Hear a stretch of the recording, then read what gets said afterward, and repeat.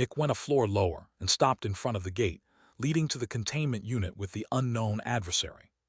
Bang! Nick punched the gate with his full power. Sure enough, several small vibrations answered him. "Ah, you're back. You seem to have become stronger. Good," the vibration said. Nick wasn't strong enough to make several vibrations to communicate, since he still needed his ability to shake the walls just a slight bit. If his ability could be partially activated, it would be enough, but that wouldn't work. The adversary's senses were so sharp that it could pinpoint Nick's location based on the vibrations, completely deactivating his ability.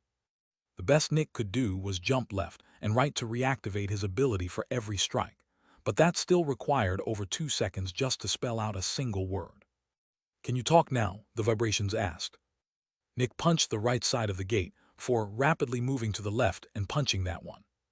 The adversary created no vibrations, while Nick took 2 seconds just to transmit one word. "Slow." "Ah, too bad," the adversary answered. "Anyway, you got some food with you. I've not eaten anything in forever." Nick furrowed his brows in annoyance. Then he very slowly punched 3 words. "How bring in?" he asked. "Embarrassed, oh right," the Specter answered. "Joyful you can't, ha." The adversary was still spelling out his emotions while talking. It seemed like appearing charismatic was important to it. It's probably used to talking to humans, and it probably realized that showing some emotions, even if they're not real, makes talking to people easier, Nick thought. "Anyway, how have things been?" "Everything good?" the adversary asked. Once more Nick very slowly answered. "Unimportant, nuclear fusion please." "We getting right to the important part, eh?" the adversary asked, laughing. "Sure, I'm down." "How far along is technology in regards to nuclear fission? How big is the machine you need to make it happen?" it asked. Nick indicated that they needed a relatively large machine. "Helpless, then, let's just skip that part. I think I will start by talking about the principles of nuclear fusion and how you can use Zephyx to create it. How much time do you have?" it asked. "Unknown, couple years." "Only a couple of years?" the Specter asked. "Can't you just get someone else?" "No." "Why not?" "Secret." "I thought you were working for somebody, which means that they are most likely stronger than you," the Specter said. "If you could get someone I can talk to, this would be many times faster." "No." 2 seconds of silence. "Helpless? Well, you're the one in control. I can't exactly come out and force you to do something else. I also just want to finally get out, and even if I can't get out, I at least want some food and company." Food and company, sure, Nick thought. I believe the food part, but I don't think it's interested in company. "All right, let's start then." The adversary launched into a lecture about nuclear fusion, while Nick sat down again. Just like last time, conveying information via vibrations was slow to a painful degree, and Nick barely needed 1% of his focus to keep up with the Specter. While the Specter talked, Nick experimented with his Zephyx manipulation. Time passed, and about a year later, Nick left the pillar to check the messages on his barrier. There were a couple of news. Envy was putting more pressure on the Great Triangle. One of the strongholds had a battle with an unaffiliated fallen, but nothing came of it. After checking his messages, Nick left Crimson City, but he wouldn't be gone for long. Nick traveled across the ocean and entered the scientist's secret lab.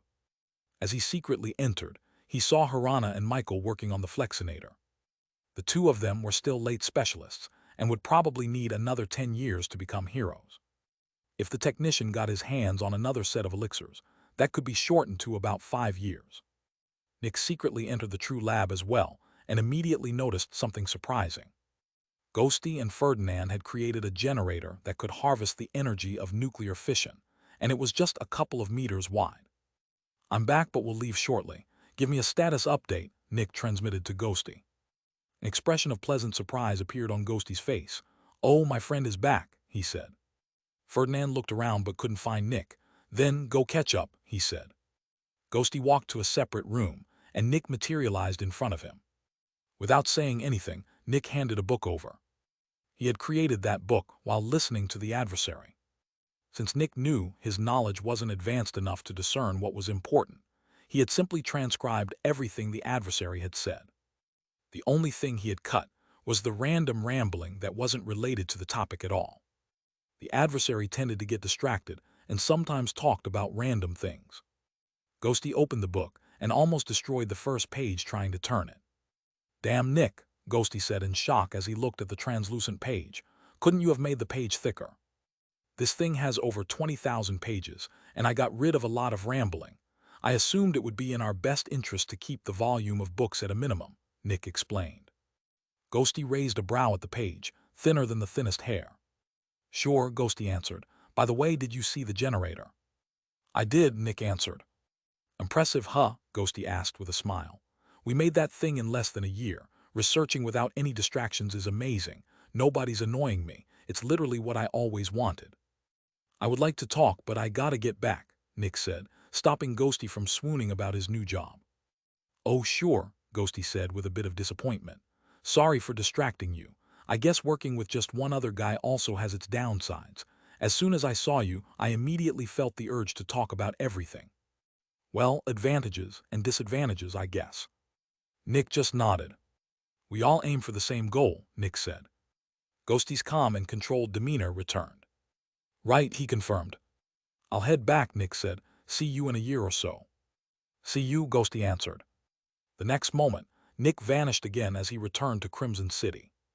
Ghosty stepped out of the room and showed the book to Ferdinand. How about we take a break and read something? He asked with a smile. Ferdinand looked at the book with interest.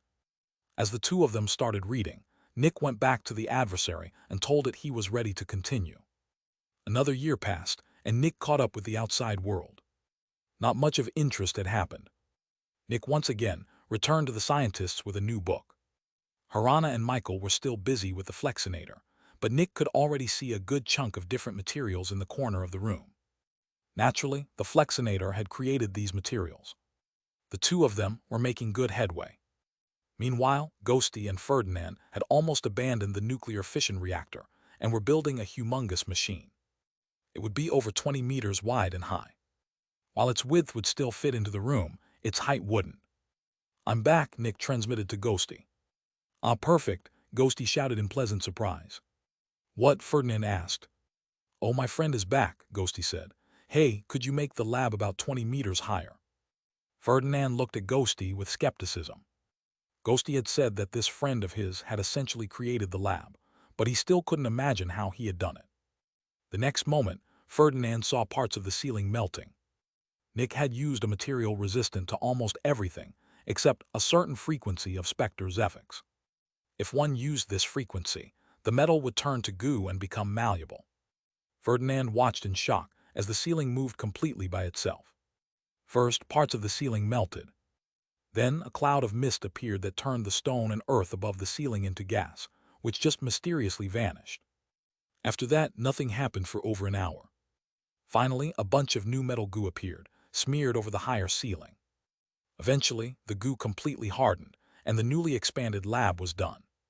Ferdinand hadn't seen anyone during this entire process.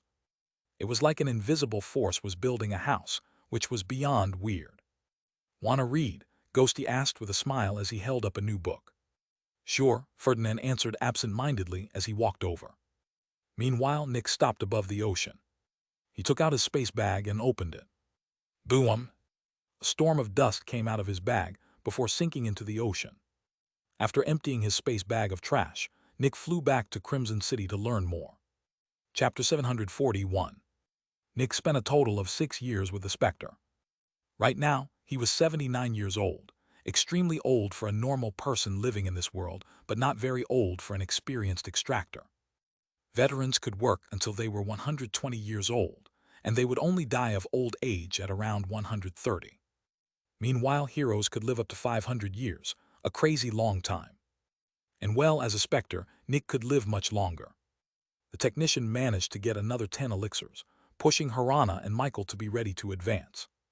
Nick transformed himself into Ghosty and led them to the Fiend of Darkness. He had known Ghosty for a long time, and his ability to transform gave him an intrinsic feeling of how to act as the person he was imitating. Because of that, neither Michael nor Harana questioned Nick. After showing them the nightmare, they also became convinced. They got the nightmare's ability and returned.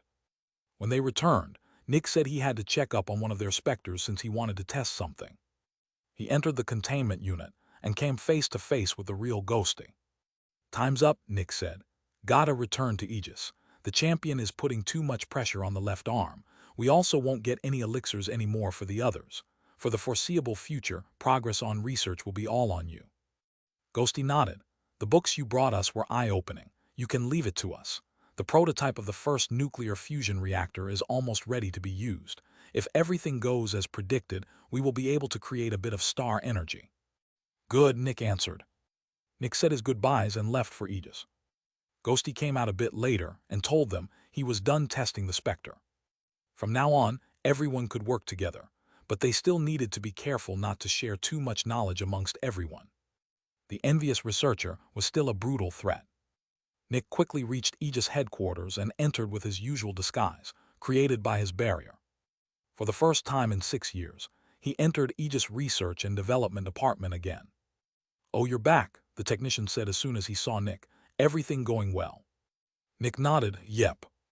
"Good to hear," the technician said. Naturally, while his tone and choice of words had been casual, the technician had actually asked about the researchers. The technician couldn't come into contact with them. Any movement by a shield was noticeable, and the champion most likely paid a lot of attention to him. They could only use Nick for their messages. However, that wasn't really a bad thing. The secret research team was built to work independently. They didn't need Aegis for anything. Well, except for the elixirs, but the technician had managed to sell that part very well. The technician had already found a way to make elixir production about 7% more efficient, but he hadn't published that method yet. He told the relevant people that he was creating a way to make elixirs more efficient, but needed a couple of them to experiment. With that explanation, he had gotten 15 elixirs, and soon he would make his findings public.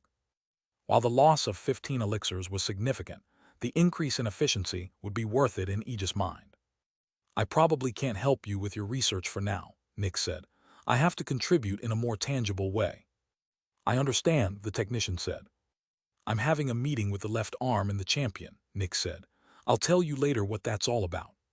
When Nick had come out of the pillar, he had seen an urgent message from the left arm.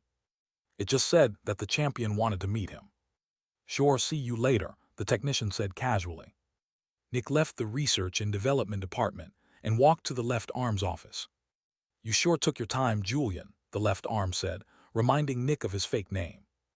"I'm sorry, but advancement takes time. I still have to focus on my power if I want to continue to contribute," Nick answered. The left arm threw him a stern gaze before standing up and wordlessly approaching the door leading to the champion's domain. She opened the door, and the two of them stepped into the brightly lit room. Nick saw the champion looking out of a window at the sun. "Julian Winter," the champion spoke with his deep voice, "I have not received any relevant reports from you in quite some time." "I must apologize, champion," Nick said respectfully as he fell to one knee, "but I needed to adapt my Zephyx generation to my new level. I believe that my greater power will be of greater use to Aegis." The champion remained silent for a while. Then he slowly turned around, and his intimidating eyes fell on Nick. "You haven't done a very good job at adapting our Zephyx generation," he said. "In fact, you seem to be producing even less Zephyx than before." "I ask for forgiveness," Nick said. That was all he said. The champion slowly walked closer to Nick and looked down at him. If he wanted to, he could kill Nick in an instant. This was a constant danger. The left arm calmly watched from the side, but in secret, she had already prepared herself to die within the next seconds. Nick had to survive. If the champion decided to attack Nick, she would intervene and give him a chance to escape. As long as Nick was alive, humanity still had hope. The champion looked down at Nick for a while. "Aegis is not your food bank," the champion spoke slowly. "Aegis exists to help humanity against the nuisance that is you Specters. The freedom we have given you is a privilege, and just like any privilege, it can be revoked." Nick didn't answer. "You have dealt a great blow to the corruptors, which is why I have deigned to give you more freedom for a while, but this ends here. If you want Aegis' continued support, you must reciprocate. This is my first and last warning. Act like your kin, and you will find yourself treated just like your kin. Act like a human, and you will find yourself treated like one." "I want results," the champion spoke as he approached his throne. "I don't care how you get the results, but I want more of them. Until your contribution returns to an acceptable level, I will be watching your every step closely," the champion said as he sat down. "Yes, champion," Nick answered respectfully. Dismissed, the champion ordered. Thank you, champion, Nick said as he politely left the room. The champion watched Nick leave with narrowed eyes. The same goes for you, he said after Nick left. Humans deserve a vacation after working hard, the left arm said. If he were a human, I wouldn't ask him to immediately return to work after dealing such a blow to the corruptors. That is not a human, the champion said. It is a specter. It is a predator. If you offer your hand, it will devour your arm. Do not forget that. Yes, champion, the left arm answered. The left arm performed a polite bow before walking back to her office. Yet, while she opened the door, the champion said something. You were quite nervous earlier, he commented. The left arm didn't let anything show on her face, but she was shocked that the champion had noticed. From what she had gathered, the champion was less than a century old. Most likely, the aliens had grabbed an experienced businessman and made him the most powerful human. Despite having terrifying power and senses, how could someone that inexperienced win against an almost 2,000-year-old monster like the left arm in a mental battle? And yet, the champion had seen through the left arm's perfect disguise. I am human, the left arm said, turning around to look at the champion calmly. I'm not immune to emotions. Why were you nervous? The champion asked calmly. With all due respect, I don't want to share my personal life with others, the left arm said. The champion looked at the left arm for a while. A couple of seconds later, he sighed. I just want to help you, he said in a helpless tone. Grow into your role as humanity's protector first, she answered. Then she performed a polite bow before leaving. The champion felt the sting of refusal. But she didn't say no. She just said that he should grow more first. Naturally, the champion had just tried to make a play at the left arm and was promptly turned down. However, the champion of light was the most powerful human in the world. There was nothing he couldn't have. He was sure that, with time, he could have everything he wanted. Yet the champion was still thinking about the nervousness he had felt coming from the left arm, and he stood in front of the Specter earlier. It couldn't be right. Chapter 742. After talking with the champion of light, Nick went back to the technician and asked him for a couple of upgrades to his barrier. The technician had been very careful with how many rights he gave Nick's barrier. It wasn't that he didn't want to help Nick, but giving him too many rights might make the champion suspicious. However, with the new directive from the champion of light, the technician finally had an excuse to upgrade the rights of Nick's barrier. He did just that, and Nick left the headquarters. Well, I have to contribute some more. As long as I keep contributing, the champion won't care what I do. Although, Nick thought with furrowed brows, I still have to be careful. Nobody really knows this person, and there must be a reason why the aliens chose him out of millions of humans. He must have some kind of talent that makes him exceptional and perfect for the job. I should stop distinguishing between free time and work time. Instead, I should work slowly and just sneak some learning in. I'll just deliberately report my results later. The fact that the champion of light believes I'm a Specter interested in its own gain is a good thing. Working too much for humanity would be suspicious for a Specter. Instead, I should appear a bit lazy. Nobody trusts an overeager Specter. Laziness, how very fitting, Nick thought as he kept flying to the northwest. The champion had told Nick to contribute, but not how. So he decided to free a couple of cities from the corruptor's influence. Of course, the first question was which corruptor Nick should deal with. Going after Wrath was not a good idea since it was the last servant of War. If War got pushed too far into the corner, it might decide to recruit more Fallen to join its cause. Going after Gluttony also wasn't necessary since it was fighting with Sloth, Lust, and Wrath over territory in the Grand Continent. Nick couldn't go after Greed for obvious reasons. He also decided to avoid Envy. While Envy's abilities were probably not as powerful as the other corruptor's abilities, it had an insane number of them. It probably had over 100 different abilities, and there was a possibility it could see through Nick's disguise with one of them. Envy was most likely the most versatile Specter in existence, and that was exactly what caused the most issues for Nick. Nick generally won engagements by using his wide array of tools to change the situation in his favor, but against Envy, he wouldn't be able to do that. So that left Lust and Sloth. The two controlled almost all of the Grand Continent and were allies, making them the most stable corruptors. Nick decided to go after Sloth due to its geographical location. There was just a little ocean between the northeastern corner of the Grand Continent, and the northwestern corner of the Great Triangle. Even more, the Fiend of Darkness was in the stronghold in the northwestern corner of the Great Triangle. Envy was already slowly advancing towards the Great Triangle, but from the south. Sloth was a more immediate threat. As Nick continued flying, his ability eventually reactivated. It hadn't been active this whole time, since Death had still been looking at him. Of course, due to Nick's new advancement, he knew Death's approximate location. But what's the point of that? Nick thought as he glanced towards the southeast. The guy is inside the ocean. Even if humanity knew its precise location, the adversaries in the ocean would use this chance and attack the shields. To get to Death, we need to deal with the ocean adversaries first. Nick's brows furrowed in annoyance. Also, I doubt the champion would even be interested in fighting Death. As far as I know, the two of them are just putting up a show. After all, they're working for the same master. The only ones that can truly kill adversaries are the other shields, since they're actually on humanity's side. Hopefully, there might be a second traitor. Nick flew past the stronghold in the northwest of the Great Triangle and reached the ocean. After he reached the ocean, Nick changed his appearance. He turned from a tall and muscular man into a small but slightly athletic one. His skin also changed from a healthy, thick one into a very white and unhealthy one. In essence, Nick wanted to look like a poorer but experienced person. He didn't want to imitate a high-profile person, but he also didn't want to get into any contact with robbers. A moment later, Nick activated his barrier and looked at some local copies of database entries from Aegis' main database. Naturally, these entries were about cities close to the northeastern corner of the Grand Continent. The entries were old and barely had any information in them, since almost all of it came from local governors who just introduced their cities. As Nick read through a couple of them, his eyes fell on a particular one. Skygarden City, a prosperous city that produces an average amount of Zephyx. The governor is highlighting how good the people have it in the city and that they take care of everyone. It also has a megastructure. Not every city has one, and if a city has the funds to build one, it most likely could contribute more to Aegis. I should check that one first. Nick followed the coordinates in the entry and quickly reached Skygarden City. As soon as he arrived, he realized where the name came from. Nick saw a gigantic round plateau.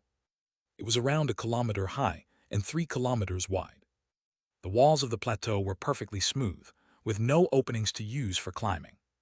On top of the plateau was a city, and when Nick saw it, he grew surprised.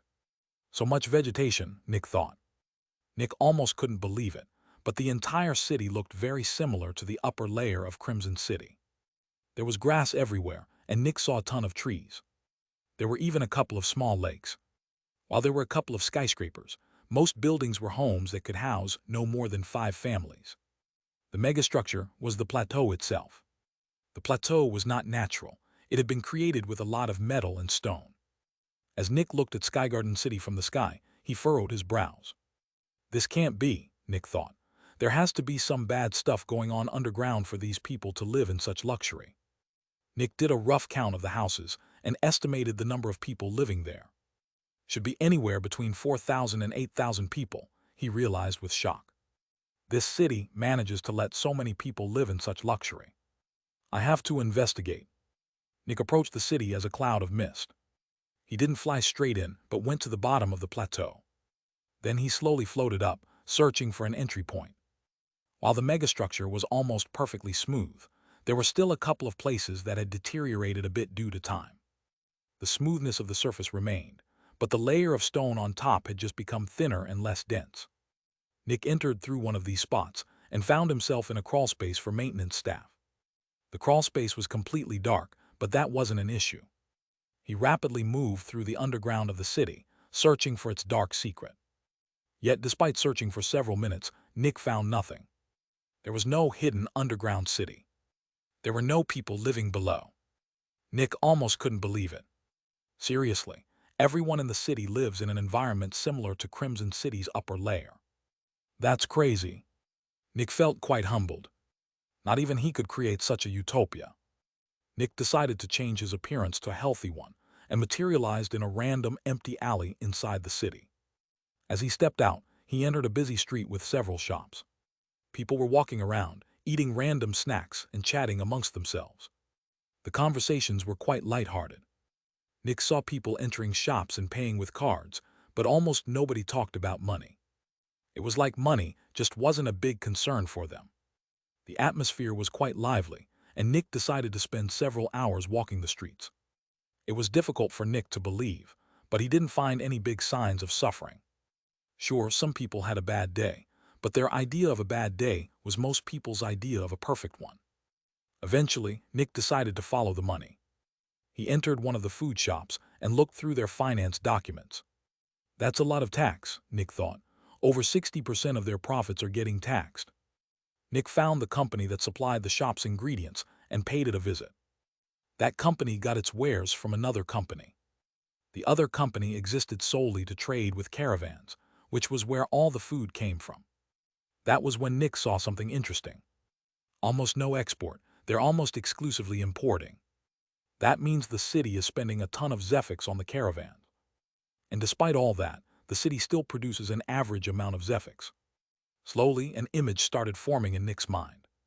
There has to be a Specter that produces a crazy amount of Zephyx in this city.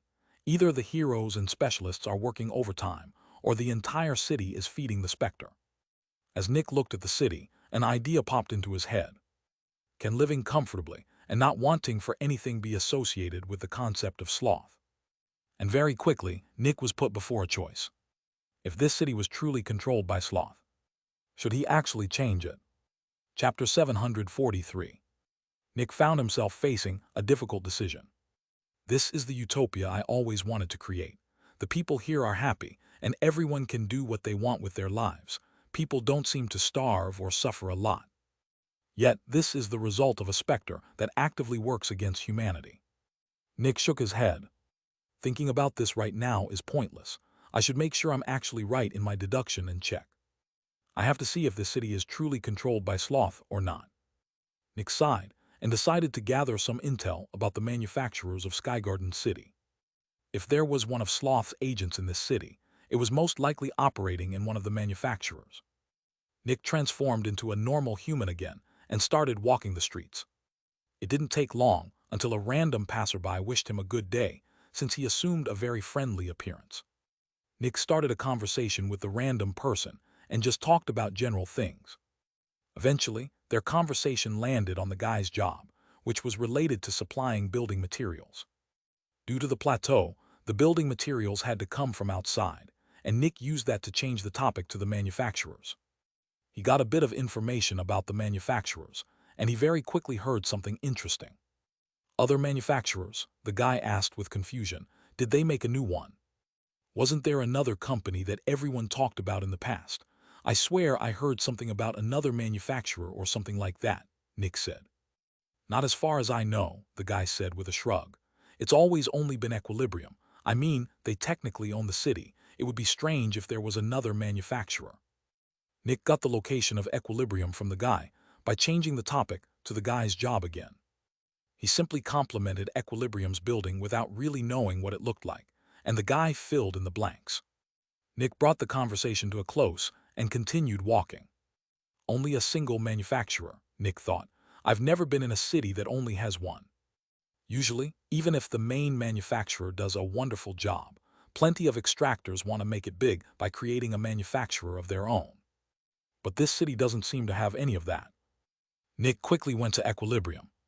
Surprisingly, the building wasn't in the center of the city, but near the edge of the plateau. Even more surprising was that it wasn't very big. Well, it was over 100 meters, but for the sole manufacturer of an entire city, that definitely couldn't be considered big. After a bit of investigating, Nick assumed the appearance of a veteran whose shift had just ended. Nick found one of the rear guards and started a conversation with them. Apparently, all the guards were from Equilibrium as well. The more Nick heard about Equilibrium, the stranger it got. The manufacturer was rather small. The governor also worked for Equilibrium, and the entire city only had two heroes. They had an early hero, who was the governor, and an initial hero, who was the CZE of Equilibrium. Two heroes was not a lot for an entire city. On average, cities had around 4 to 5 heroes. But when Nick heard about the number of specialists, he became even more shocked. 5. Only 5. Experts. 12. Veterans. 15. There were fewer than 50 level 3 extractors and stronger in the entire city. Crimson City had over 500. Even more, Equilibrium wasn't even searching for new members. But why, Nick thought. A city attracts a lot of Specters, and they should have access to way more of them than that. Are the Specters just not being worked with? Such a small number of Extractors could barely produce the Zephyx necessary for the tribute, but the city has enough Zephyx to splurge on caravans. This means there has to be one Specter that produces an insane amount of Zephyx in the city. Nick started another conversation with a different guard, and in the middle of it, he asked why they weren't hiring more people. Wouldn't more people mean more Zephyx? The guard looked at Nick like he was an idiot. Then he gave arguments as to why that was a bad idea. First, the city was already producing enough Zephyx, they just didn't need more. Second, 90% of Specters were horrible to work with, and it would be unconscionable to force people to work with them. 90% are unworkable, Nick thought. It's more the opposite. You can work with 90% of Specters. Specters you can't work with are the minority. Then Nick heard something shocking. What did the city do with the unworkable Specters? They killed them. They didn't even contain them. They literally just killed them. Naturally, that was bad. Killing an adult created several hatchlings all over the world. Killing a Specter was only okay if that Specter caused an insane amount of suffering and was truly unworkable. For example, a Specter directly working under a corruptor. Another good example would be a Specter that grew more powerful by causing suffering to a great number of normal people, or one that uncontrollably killed swathes of humans. The Crimson Sea was a good example. The only reason it wasn't killed was its ability to consume other Specters, which made it usable as a Zephyx storage. Yet the Extractors of this city killed Specters just because they didn't live up to their high standards of workability. Killing a Specter that grew more powerful by causing suffering to one Extractor could give birth to several Specters that would cause suffering to many more people. This was extremely dangerous. Eventually, Nick asked about the most powerful Specter in the city. I mean, the equalizer is great, the guard said. The more content everyone is, the more Zephyx it produces. Seriously, we're so lucky to have it. It's all thanks to it that we can live in such a great city. The more content everyone is, Nick thought, taking note of the word content. It's not about happiness, but about being content.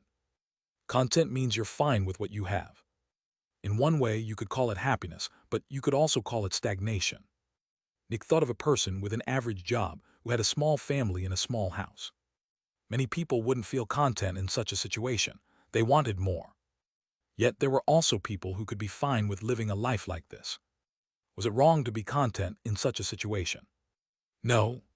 Was it good to be content in such a situation? Probably. Wasn't every human searching for happiness?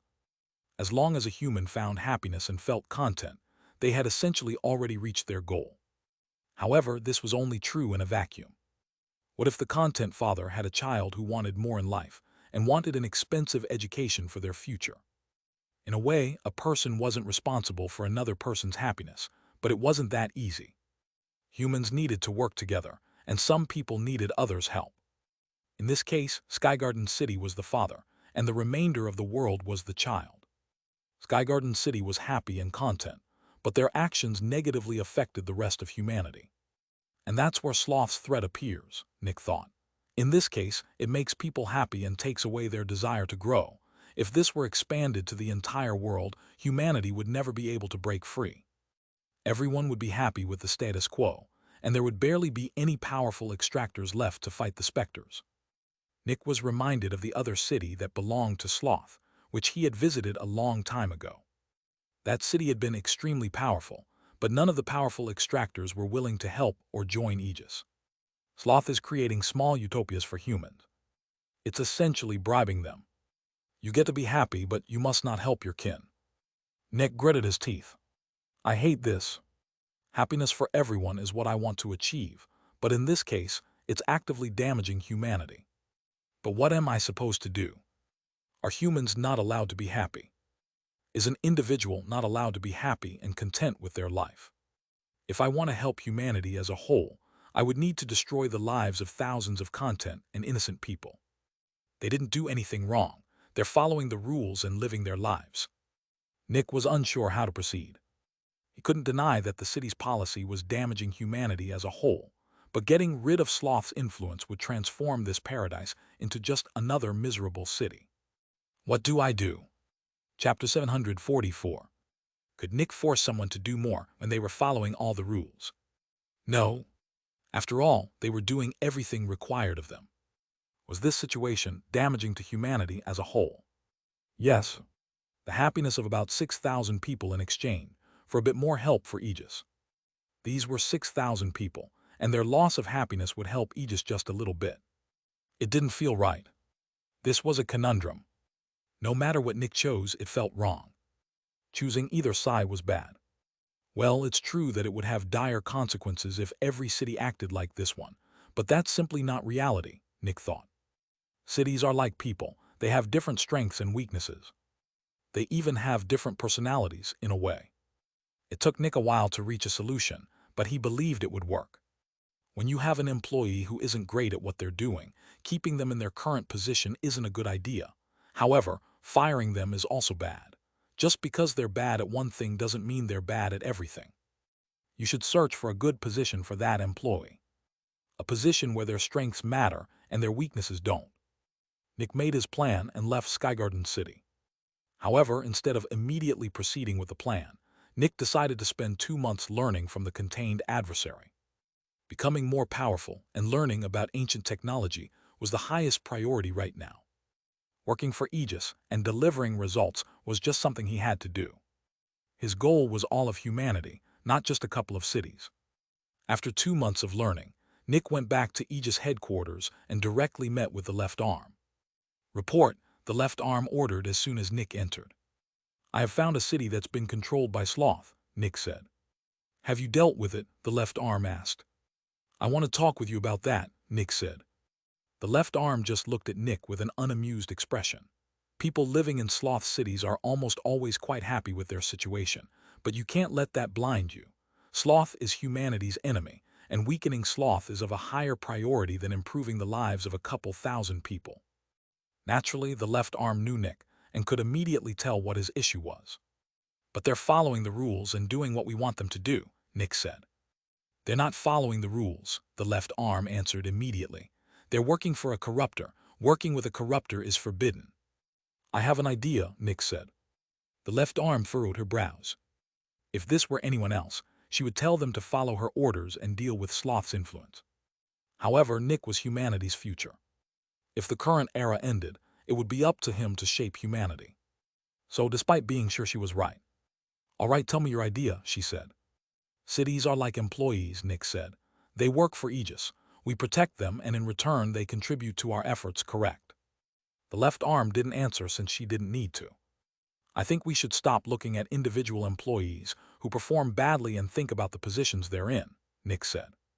Every city has to contribute Zephyx, and they also deliver new members for Aegis. This is what they're supposed to do. However, not every city is good at that. We investigate cities that aren't up to the standard of their position, and we fix them so they fulfill our standards. But what if we make a new position? The left arm furrowed her brows, but she didn't interrupt Nick. If every city represents an employee, we're essentially forcing everyone to do the same thing, despite their strengths and weaknesses being different. What if we take advantage of their strengths instead of forcing them to work in a way that makes their weaknesses more pronounced? Nick asked. Your argumentation makes sense, the left arm said, but you're talking in simplified analogies. Speak in more realistic and concrete terms. Well, Nick said, right now, Skygarden City is barely producing any extractors, and they're working with a pitifully small number of Specters. They're essentially producing 0 soldiers that Aegis can use. But what if, instead of asking them to make soldiers, we ask them to create weapons for our soldiers? More concrete terms, please, the left arm said with annoyance. Get to the point. Specters, Nick said. They're killing almost every Specter they find because they don't want to work with them. But just because they don't want to doesn't mean nobody does. What if we treat Skygarden City as a Specter procurer? Since they don't want to work with the Specters, we give them an incentive to catch them and then just take them for ourselves. Of course, we won't use the Specters ourselves. Instead, we transport them from their city to a different one. The manufacturers elsewhere will happily work with them, meaning more Zephyx production, meaning more powerful extractors. The left arm looked at Nick with furrowed brows. Intercity Specter trade is illegal due to the risk. We only allow it in exceptions. You're the rule maker, Nick said. You can change the rules. Not taking advantage of such cities is wasting money. Additionally, and maybe more importantly, sloth is using our rules to weaken humanity. This is how sloth hurts us. It's essentially using a loophole. But if we fix the loophole, sloth loses its weapon, and it's even helping humanity. Of course, sloth's influence can't become too strong. We need a proper ratio between the two kinds of cities for it to work. As long as we don't let it take overhand, sloth is actually helping us. Sloth's export of specters will increase our power, which we'll use to deal with other corruptors. It benefits, but we also benefit. At least, with how things look now, Nick said, coming to the important part of his plan. Sloth is humanity's enemy. That's an unchangeable fact. While sloth would most likely be content with this new dynamic, death and pestilence won't be. They'll realize sloth is helping humanity instead of damaging us, and they'll force it to work differently. At that point, sloth will be forced into a more direct approach, and it'll lose the tactic it's used for the longest time. We're essentially forcing sloth to abandon its strengths and work with its weaknesses. Its damaging effect will lose all its power. In that case, we don't need to dedicate any manpower to its territory anymore, giving us more for other territories. Either it continues being useless, or it becomes more aggressive and loses its most powerful weapon. This could make sloth vulnerable, and it might make mistakes. The left arm remained silent for a bit. The idea isn't bad, but we're missing the manpower to oversee such exchanges, the left arm said. We can't send so many heroes to transport specters between cities. Every time a hero travels from one city to another, it's dangerous due to wild demons and fallen. What about the caravans? Nick asked. We already did that in the past, the left arm said. Caravans are in just as much danger, and many dangerous specters broke free. That's the very reason intercity specter trade was made illegal. Nick didn't give up. Sounds like expected losses if we're speaking from a company's perspective. You can't make money without losing some. You use money to make more money, and as long as the losses aren't higher than the profit, it still works. What's worse? Tens of cities killing 90% of all the specters they see, or a couple breaking out in the middle of nowhere. I'd agree with you if sloth didn't exist, but it does, and that's the entire issue. If sloth changes its modus operandi, we can still make intercity specter trade illegal again. This entire change in policy is just to deal with sloth's weapon.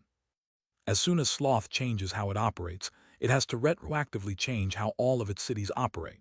The changes will be noticeable, and we'll find out which cities it controls very quickly. We're forcing sloth into a corner with that change. The left arm remained silent for quite a while. I'll have to talk with the champion and the other shields about this.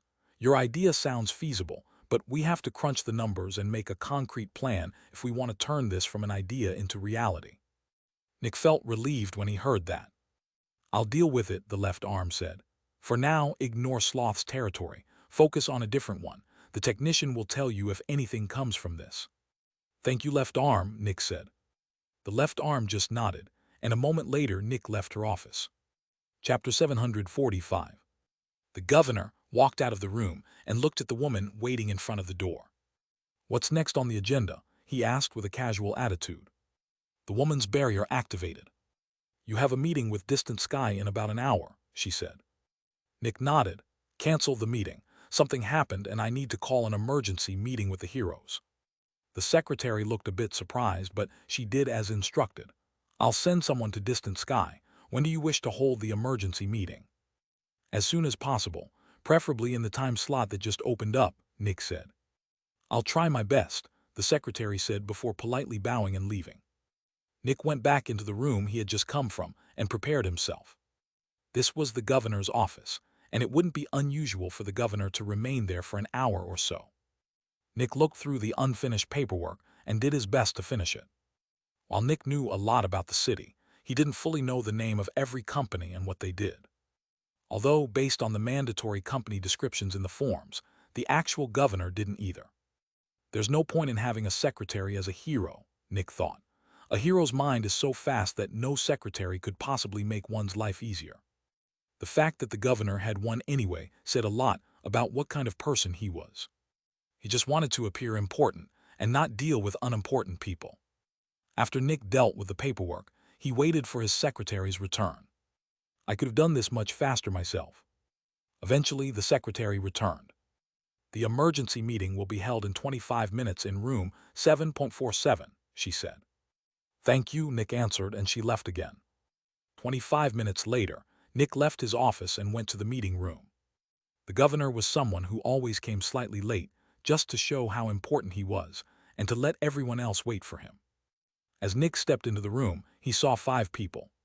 4 of them were heroes, while one was just a peak expert. 2 of the heroes were from the biggest manufacturer, while the other 2 were from the second biggest. The expert was the CEO of the second biggest manufacturer. The 2 manufacturers were essentially equal in power. The only thing distinguishing them was that one owned the baby factory. Emergency meeting, quite unusual, one of the heroes commented in a joking tone. Trust me, Nick answered casually as he moved to his chair. I wouldn't have called for it if it weren't so important. Oh no, another guy spoke sarcastically. Is there another fanatic in the city somewhere? Henry, this is serious, Nick said with a slightly reprimanding tone. We're dealing with an actual serious matter right now. It's probably not so bad, the first hero added casually. It was quite evident that the atmosphere the old governor aimed for in these meetings was casual. It was quite buddy-buddy with everyone here. What is it? A third hero asked. What's got you so worried? Nick sat down and sighed deeply. We've been selected for a random inspection, Nick said. The atmosphere became a bit tense, but not as tense as Nick had expected. By who? The third hero asked. By Aegis Idiot, the first hero answered with annoyance. Who else can investigate us? Oh, the third hero said in surprise. That's bad, right? The first 2 heroes threw a glance at the fourth hero, who just looked down with a casual smile as if nothing was going on. The third hero was his colleague. I get that it's important, the expert said, but don't you think you're overreacting? I rarely get to call emergency meetings, Nick said. I thought this would be a good opportunity. The expert leaned back and sighed. You had me seriously worried there. How can you feel worry? The first hero asked. It's a phrase, the expert answered casually. No, I obviously can't be worried, but people talk like that. Nick did his best not to furrow his brows, since the actual governor rarely did that. The next moment, he activated his barrier and ordered it to interact with the experts. Nick could feel the waves coming from the expert's barrier, telling him he had won. And yet, when Nick ordered his barrier to interact with it, nothing happened. He doesn't have a barrier, Nick thought. Naturally, there was only one reason an extractor wouldn't use a barrier. They weren't actually an extractor but a Specter. Compared to Nick, this Specter didn't have access to custom-made Specter barriers. He's quite open about his true identity, Nick thought. He's the CEO of the second biggest manufacturer, but even the biggest one seems to know. They're not enemies, probably not even competitors. A hidden monopoly. I assume we're going to use the plan you made for that occasion, the first hero asked Nick. Do you even know the details of it? Nick asked with a raised brow. The hero snorted, no. Oh, I know, the third hero shouted excitedly. Then why don't you tell us? Nick asked. The third hero grew excited and recited a list of things everyone had to do to get past the inspection without issues. It was a good plan. Apparently, the city even had fake orphanages for exactly this situation. The plan detailed how the city could appear as if it wasn't suffering from the obvious overpopulation. While the plan wasn't bad, it couldn't hide such a gigantic issue this easily. That was until the third hero got to the last step of the plan. And finally, eliminate 80% of the proxy humans living in the outskirts, the third hero said with pride, having managed to recite the entire plan from memory. When he said that, Nick paid very close attention to everyone in the room to gauge their reactions. The first hero narrowed his eyes. The second hero's expression didn't change. The third hero was excited because he got to recite the plan from memory. The fourth hero's smile dropped, and he looked to the side, seemingly lost in thought. Naturally, the Specter showed no reaction. You seem worried, Marvin, Nick said to the first hero. I'm not sure about the plan, Marvin said. Oh, boo-hoo, magnanimous Marvin is at it again, the second hero said with a ridiculing tone. Marvin threw a reprimanding glare at the second hero, who was supposed to be his colleague and back him up. Henry, the second hero, realized his joke had been inappropriate and just smiled in embarrassment. The nickname Magnanimous Marvin was an inside joke in the company, and Marvin didn't mind it, but referencing it in an emergency meeting with outsiders wasn't appropriate. The third hero wasn't the only dumbass in this meeting. "What's your issue with the plan?" Nick asked. "Killing so many proxy humans will put quite a strain on the baby factory. It won't produce a lot of Zephyx for the next months," Marvin explained. Naturally, a big factor in the baby factory's growth was the suffering overpopulation caused. Without overpopulation, there would be a lot less suffering. "Do you have an alternative?" Nick asked. "We could move around 30% of the proxy humans to the inner city for the duration of the inspection," Marvin said. Everyone in the room looked at him with concerned or confused expressions. Nick looked especially closely at Marvin. He's nervous, Nick thought. He shows signs of a fight-or-flight reaction. If this were truly just about money, he wouldn't be this nervous. After all, everyone in this room is after money. "Several months?" the fourth hero asked. "The baby factory will get back to the old load of proxy humans within a week. We just have to incentivize people more. The economic impact is minuscule." Marvin looked at the others. He couldn't see any supportive glances. "You're probably right. Sorry, I got lost in the details," Marvin said. "You have to spend money to make money." As expected, Nick thought. Not everyone is on board with how the city operates. This Marvin guy wants to change things, but he's not getting support from anyone else. Sadly, he lacks the courage to put his life on the line for what he believes in. But not agreeing with how the city is run is already an upgrade from the others. "I should gather more information on this Marvin guy. It's possible he wants to change the city from the inside." After about an hour, the meeting ended, and everyone left. Well, almost everyone. Nick asked Marvin to stay and escorted him to his office. He would put Marvin to the test. Chapter 746. "You wanted to see me?" Marvin asked as he entered the governor's office. Usually, he would have greeted the governor like a friend, but he was a bit nervous due to the timing of the talk. Had he said something wrong during the meeting? Nick paced around a bit and sighed. "I'm not sure about something, and I need your advice, Marvin," Nick said. Marvin relaxed. "Sure, what's up?" he asked more casually as he sat down. Nick turned around and looked at him. "The way the city has been operating is risky." Marvin became interested. "What do you mean?" "We're knowingly working with lust, and while I seem quite calm on the surface, I'm actually quite worried about the inspection." Marvin showed a sympathetic gaze. "We all are." He's not denying it, as expected, Nick thought. "It's worked up until now, but I'm not sure if it'll persist. Also, I'm already a mid-hero, and I can't advance anymore since the baby factory is only an early demon." Marvin became a bit surprised. "You always said you don't want to become an agent." "Of course I said that," Nick said with a bit of annoyance. "I wanted it to seem like I'd always be here, that there was nothing to fear despite working with lust." Nick sighed. "Also, I truly believed it at the time. It's just that age changes people. I'm starting to look at a more adventurous life more favorably. I'll be frank with you. I want out of this entire lust business." Marvin took a deep breath. "Those are dangerous words," he said. "I know," Nick answered in a serious tone, "but I think you're the right person to talk to about this." Marvin seemed a bit surprised. "Oh, please," Nick said with an eye roll. "You think the Magnanimous Marvin moniker is just a joke. Your true personality is out in the open for everyone to see.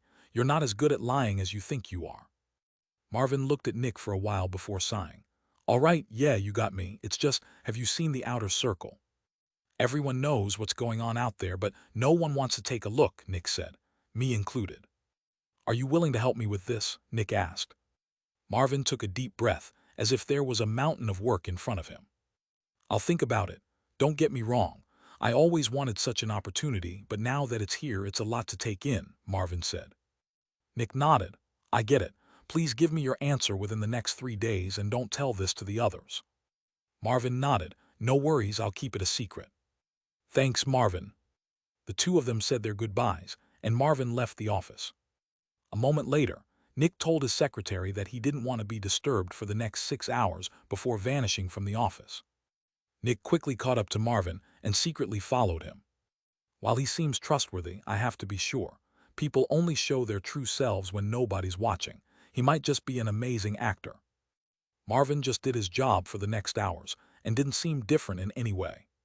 But then he met somebody. It was the CEO of the second largest manufacturer, the secret Specter. Stan is getting cold feet, Marvin told the expert with a cold voice. He just told me he wants out. The Specter didn't seem surprised. Tell me the details. Marvin repeated everything Nick had said to the Specter, who remained silent. I didn't think he would change his mind suddenly, the Specter said. I didn't either, Marvin answered, but apparently he's had his doubts for a long time. He's probably just very good at staying hidden. I'll talk to Lord Lust, the Specter said. Marvin nodded coldly. I'll talk to Lady Sloth. Nick's eyes narrowed as he watched. This took him by surprise. He actually got me, Nick thought. He only acted like he had a heart, but in truth, he's probably also a Specter, except he follows Sloth, not Lust. Influences from two corruptors in the same city. I've never seen that before. Although Lust and Sloth are the only ones truly working together, their territories are also side by side. It would make sense that they'd keep each other's backs safe. Marvin is quite good at acting. He even got me. Luckily, I followed him. Nick watched as the weaker Specter left the room. That's my chance. He followed the Specter to an isolated house near the outskirts of the city. There he saw it open a secret trapdoor. Nick followed, and sure enough, he saw a greater relay. From his hiding spot, Nick watched the Specter activate it and remembered the method for the future. This time, Nick didn't remain anywhere near the relay after the Specter activated it, retreating far away instead. He didn't want to be found by Lord Lust just yet. Thanks to his ability, Nick could tell that Lord Lust hadn't noticed him. Several minutes later, the Specter walked out from the trapdoor, and Nick followed it. The two Specters met up again. We're switching, the weaker one said. I already heard, the stronger one said. Everything else was communicated via voice transmission, and Nick couldn't hear in on them. However, he knew they'd be changing the city's leadership. With Aegis inspection on the horizon, they didn't want to take any chances. They just exposed themselves, let the baby factory die, and slowly reshape the city. Marvin would most likely tell Aegis about what was going on in secret, and since Aegis was lacking manpower, they might even consider him a substitute governor. If that happened, things would be much easier. However, even if Aegis didn't do that, the Specters still had a backup plan. They just needed to let a new demon working for Sloth get captured, which would slowly reshape the city into another one of Sloth's paradises. The amazing thing about Sloth was that it didn't even need somebody in the government secretly controlling things. Sloth's Specters gave humans what they wanted, and the humans did everything Sloth wanted without even thinking about it. At least, that's how I think things will go down, Nick thought. The next moment, Nick secretly went to the city's console and contacted Aegis. This time, he used his credentials as a special agent.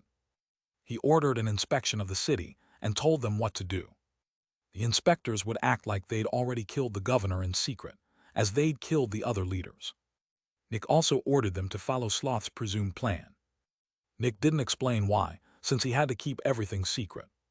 Most likely, that specific order would raise suspicion, and the inspectors would ask the technician or the left arm for confirmation. Naturally, they'd give it, and the plan would come into effect. Lastly, Nick added that they should wait for the inspection until Marvin contacted them. After all, he didn't want to raise any suspicion. He wanted Sloth's plan to go as smoothly as possible. Nick sent all the details and turned back into the governor. For the next 2 days, Nick just acted like the governor, but he kept his barrier connected to the city console the entire time. Finally, Nick got a message. The inspection will happen tomorrow. They were contacted by Marvin, Nick thought. Seems like I was right. Nick told his secretary he'd be taking the day off and would spend it alone. Then, the current governor of the city vanished for the last time. Nick quickly searched for the Specter working for Lust and followed it. Within the hour, it went to the greater relay again. But this time, it didn't activate it. Instead, it put the relay in a huge sack and fled the city. Naturally, the Specter knew it would be killed as an accomplice when the inspection happened, and it wouldn't let itself be killed by Aegis. Specters were interested in their own survival above all, and even if Lord Lust ordered this one to die, it wouldn't comply. A high chance of death was still better than certain death. Naturally, the baby factory would be sacrificed, but that was an expected loss. Nick followed the Specter to its new hideout, inside a cave in the middle of nowhere. For a couple of days, it just stood in the cave, facing the wall. Guess it's just waiting. Then, exactly 5 days after leaving, the Specter moved and went to activate the greater relay. Now's my chance. Chapter 747. Nick prepared himself mentally. He'd need to act very unlike himself for this next conversation. Nick changed his appearance into that of an unhealthy, small man. He had black bags under his eyes, and his black hair was disheveled. To top it off, he got rid of his lips, giving him an extreme aura of instability and perpetual anger. Then he started to run through the wasteland. After a couple of seconds, his ability deactivated, and he knew Lust had noticed him. Sure enough, a moment later. "You will serve me or die," a high male voice spoke in his mind. "Huh," Nick uttered with annoyance and anger as he looked at a small cave. The elder from earlier was looking at the distant Nick. Behind the elder was the image of Lust, very different from what Nick had thought. Lust was a fat and dirty man. "Are you threatening me?" Nick asked aggressively as he stomped closer to the two Specters. "So what if I am loser?" Lust asked with a smirk. "You will serve me or you will die." Loser? Nick thought for a moment in surprise. This is a weird one, although all the corruptors are kind of weird. "You calling me a loser?" Nick shouted with pure aggression. His ability to disguise himself also let him put himself in the headspace of the imaginary Specter. So, while Nick still had full control over his actions, he genuinely felt an unending barrage of hatred and anger assaulting him. "I am Lord Lust and I am a peak fallen," Lust said with a smirk. "You better not mess with me, loser. Your only chance at—" Bang! Aggressive black smoke surrounded Nick as he charged forward in an instant. With a single swipe of his long fingernails, he tore the elder into pieces right in front of Lust. "I don't give a shit, you fat fucking piece of shit," Nick shouted as he looked deeply into Lust's eyes. "You're not even here. Fat fuck's too afraid of going one-on-one with me, huh?" Lust narrowed his eyes. It was more than obvious that this new servant of his was an intelligent Specter with an altered state of mind. These were always troublesome to deal with. "I have 3 fallen and over 40 demons serving me," Lust spoke with an intimidating aura. "You will serve me, or I will kill you." The sides of Nick's lipless mouth pulled up. "Lust right," he spoke with a mix of anger and confidence. "You're the one controlling the cities around here." "I sure am," Lust answered. "You better not mess with me." Nick started to laugh in an enraged manner. "Good," he said. "Now you've done it. You angered me and I don't like being angered." Nick dramatically pointed a finger at Lust. "I'll fuck all of your cities up. I won't rest until I free every one of them from your disgusting influence." Lust narrowed his eyes. Bang! But before Lust could say anything, Nick stomped on the greater relay, destroying it. His ability reactivated, and Nick calmed down. "All right, phase 1 is complete," he thought. "The antagonist has been introduced." A moment later, Nick retreated. He didn't want to be found yet. A moment later, Nick flew over to the closest stronghold, assumed his disguise as a special agent, and contacted the left arm. He told her what he'd planned, and she agreed to send out a couple of orders. "I can't just do to Lust what I did to Pride," Nick thought. "If a dumb force Specter appears that keeps causing damage, the other corruptors might connect it to the one that followed Pride. I'll have to be a bit more creative." Nick looked through a couple of database entries and remembered the locations of several cities. "This will be very unlike myself, but I'll have to make a scene." Nick traveled to the first city. He'd looked up and secretly investigated it for a couple of hours. "I think this city is clean," Nick thought. "No sign of a corruptor's influence." Then he went to the next city, but this one was also clean. But when he arrived at the third city, he immediately knew he'd found one controlled by Lust. That was because there was a ton of sex everywhere in the city.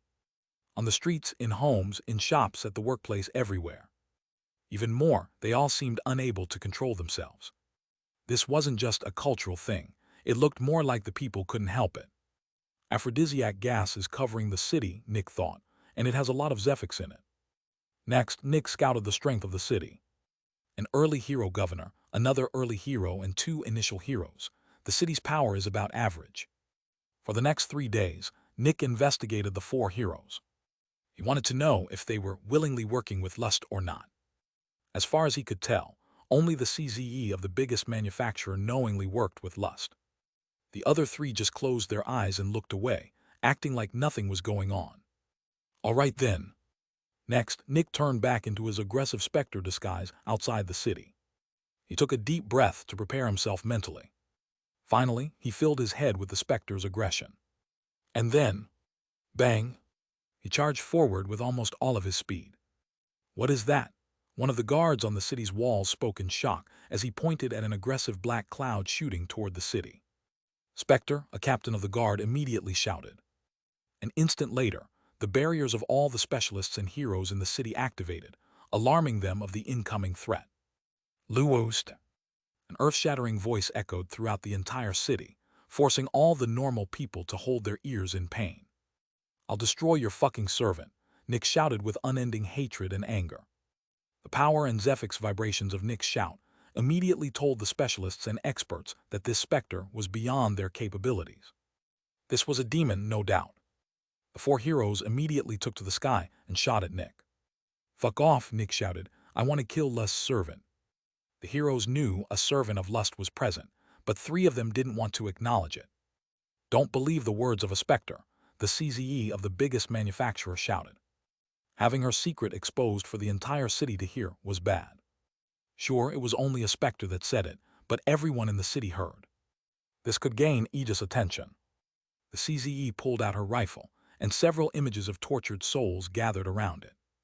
While there was a big cloud of black smoke, everyone could still see the body of the aggressive Specter. This was not a force Specter, but a physical Specter that could summon black smoke. This meant the heroes knew what to aim for. An instant later, a screaming bullet left her rifle, shooting right at Nick. The cloud of black smoke expanded. Whoom! A gigantic hole appeared in the middle of the cloud, but they could see the Specter's body had barely managed to evade to the side. "Fine, you will die as well," Nick shouted. The other heroes also readied their weapons. But before they could fire, the cloud of black smoke was already upon them.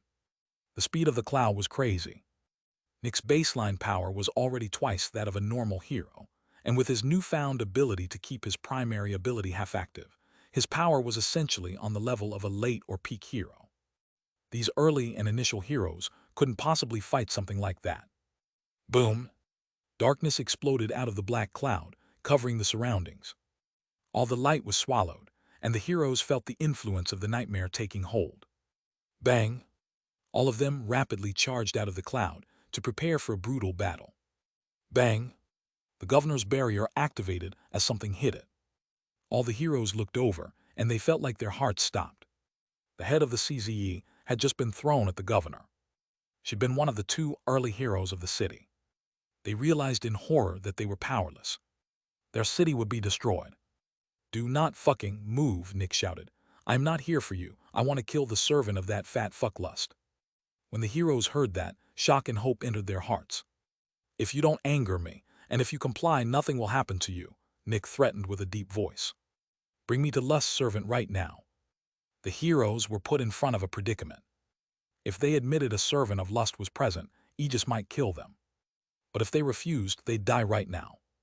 "We don't." Bang! Nick arrived in front of the governor in an instant and punched his barrier, using up over half of his Zephyx. "Don't fuck with me," Nick shouted with absolute aggression.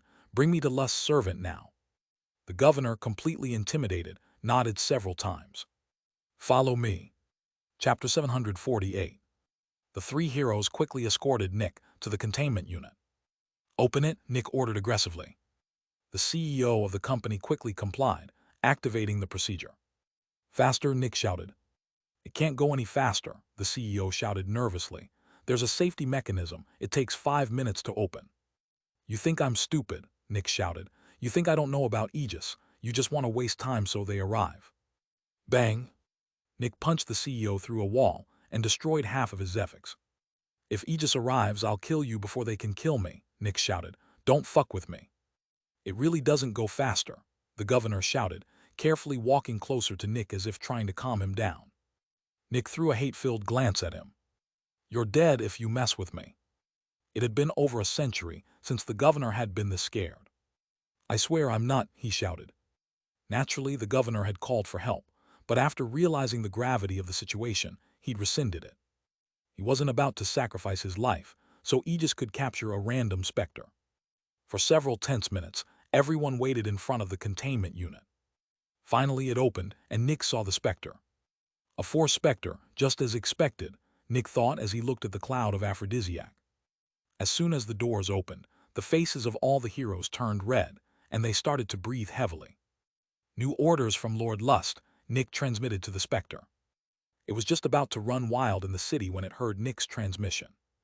As a force Specter, it wasn't very intelligent, and the fear Lust had put into it made it compliant with Nick's orders. Gotta find a way to deal with this, Nick grumbled with hatred. Then he turned to the heroes. You're lucky you complied, you get to live another day. Nick didn't wait for their answer and immediately shot out of the building. Intimidated by the name of Lord Lust, the force Specter followed. Within seconds, the city lost all sight of the two Specters.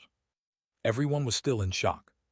One of their heroes had been killed, and the strongest Specter of their city taken away. The heroes looked at each other. It was impossible to keep this secret. They had to come clean with Aegis and Hope. They'd only have to do guard duty for a couple of years. If they didn't say anything, they'd definitely be killed. Meanwhile, Nick flew to an isolated location with the Specter. Despite his immense power, he still didn't have a good way to deal with a force Specter. Force Specters were Nick's weakness. Wait here, Nick ordered it with a voice transmission before leaving. The force Specter did just that, and Nick entered the closest stronghold again. He contacted Aegis and told them to pick the Specter up. Every servant of a corruptor was killed, but that didn't necessarily hold true for force Specters. They were simply too dumb to have true loyalty, and they couldn't even contact a corruptor since they couldn't make greater relays. Would be a waste to feed this to the Crimson Sea, Nick thought. Just send a pair of lovers to work with it and you get a bunch of Zephyx. Nick went back to the Specter and told it to comply with the humans about to arrive. Lord Lust wanted it captured, just like the last time. When the team of agents arrived to suppress it, Nick was already gone. Naturally, the Specter complied and was taken to Aegis' stronghold. It would be used to train heroes. And now it's time to vanish for a while, Nick thought. He wanted news of what happened to spread. Just getting rid of one of Lust's cities wasn't enough. Nick wanted Lust to know who was responsible. After dealing with the first city, Nick went to the suppressed adversary beneath Crimson City. He spent about half a year learning from it before leaving to pay the secret team of scientists a visit. By now, they'd gotten the prototype to work, and they could essentially create a small star. Sadly, they could only keep it going for a tiny fraction of a second. The minuscule amount of star energy they managed to harvest almost immediately turned back into prefix. However, it was a step forward. After all, they'd actually created star energy. But there was still a lot left to do. For the seeds to work, they needed a constant supply of star energy. This meant the scientists needed to keep it stable and produce it in large amounts. They also needed a way to store it in a mobile manner. This would take years. After visiting the scientists, Nick went out to search for another city controlled by Lust. Due to the manner in which he was dealing with the cities, he couldn't attack one too powerful. Eventually he found one, and the terrifying Specter returned. This time, Nick killed 2 heroes, but kept the governor alive so he could open the containment unit. Nick subdued the Specter with an aggressive laugh and pulled it out of the city by its tentacles. He said he wanted to vent his anger without Aegis breathing down his neck. As soon as they were alone, Nick put Zephyx suppressors around the Specter and pulled it to Aegis headquarters. "Welcome back, Special Agent," the 2 guards shouted respectfully as Nick carried a huge Specter cage. The guards opened the main gate, only opened when something huge had to go into the headquarters. Nick stepped through and went deep into the underground. The hallway he was in led to the Research and Development Department, but instead of going there, he entered another hallway. It was almost 2 kilometers long, and at the end was a humongous gate. Nick activated his barrier, which granted him entry. The gate slowly opened, and Nick saw a red glow filling the room behind it. There were several huge walls in front of Nick, but they didn't reach the ceiling. He pulled his perception back and closed his eyes. Then he opened the Specter cage and pulled the tentacle-filled Specter out. Since it was still surrounded by Zephyx suppressors, it was helpless. Nick threw it over the high walls into the crimson light. Some seconds later, Nick heard a splash, and a wave of dense Zephyx washed over him. On the other side of the wall was an enormous body of crimson liquid. Its surface was covered in eyes, long hands, and screaming ghosts. Naturally, this was the Crimson Sea. It had become quite a bit more powerful over the last decades. By now, it had become a late demon. That's dealt with, Nick thought as he walked out of the room. Only when the gate closed did Nick's nervousness calm down. The Crimson Sea was still terrifying, and Nick might have died if he'd actually looked at it. Luckily, it was safely contained in its gigantic containment chamber. Its growth was also no longer an issue, since the technician could just dig deeper into the ground below it to expand its containment unit.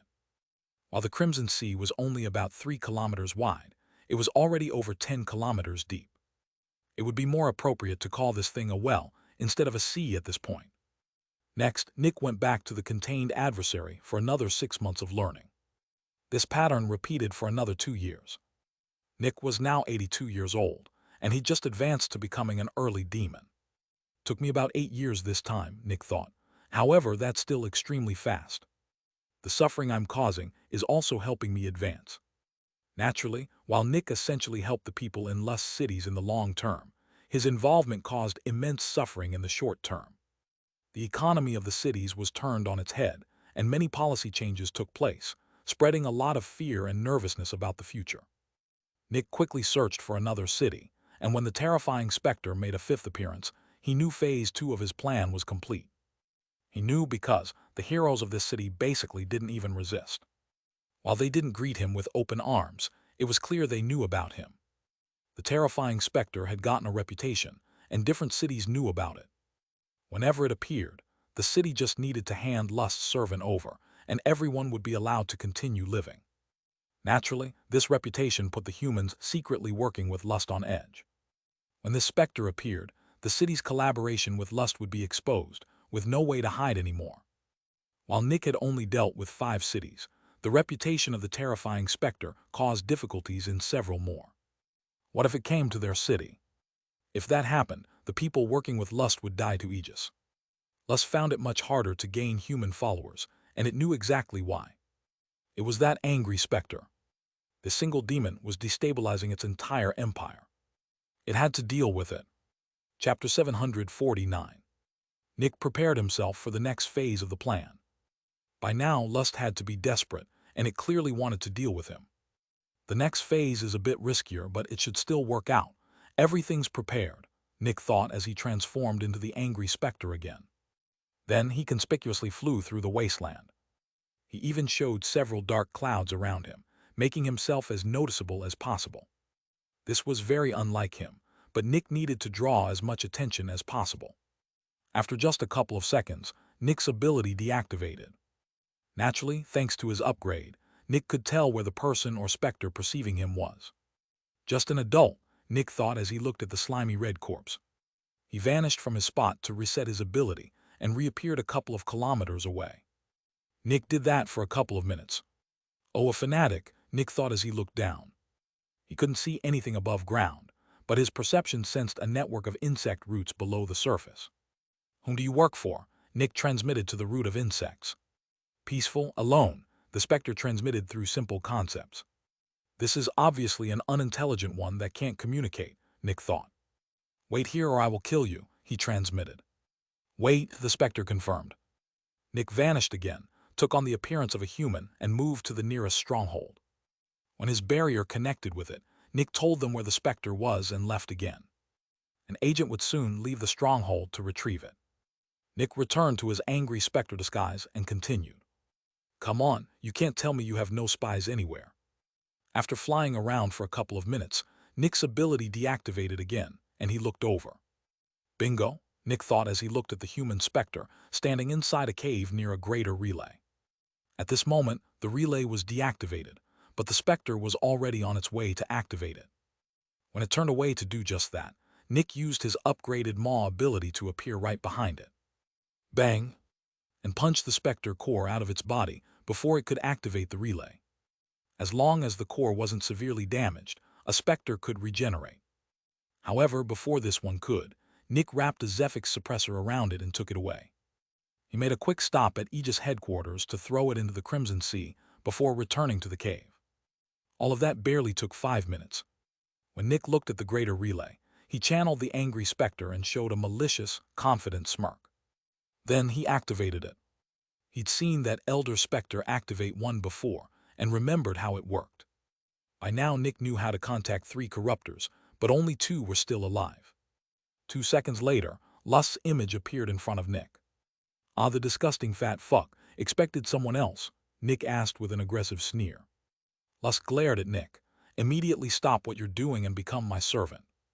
Nick laughed aggressively. "You still think you're better than me, fat fuck? Haven't had enough of my rampage." By now Nick seemed beside himself with absolute rage and hatred. "Want me to go even harder? I held myself back, but you've managed to anger me. I'll fuck up your little club. The humans aren't even resisting me anymore. They're letting me enter their cities to deal with your dumb servants." "Stop immediately," Lust shouted. "I will kill you."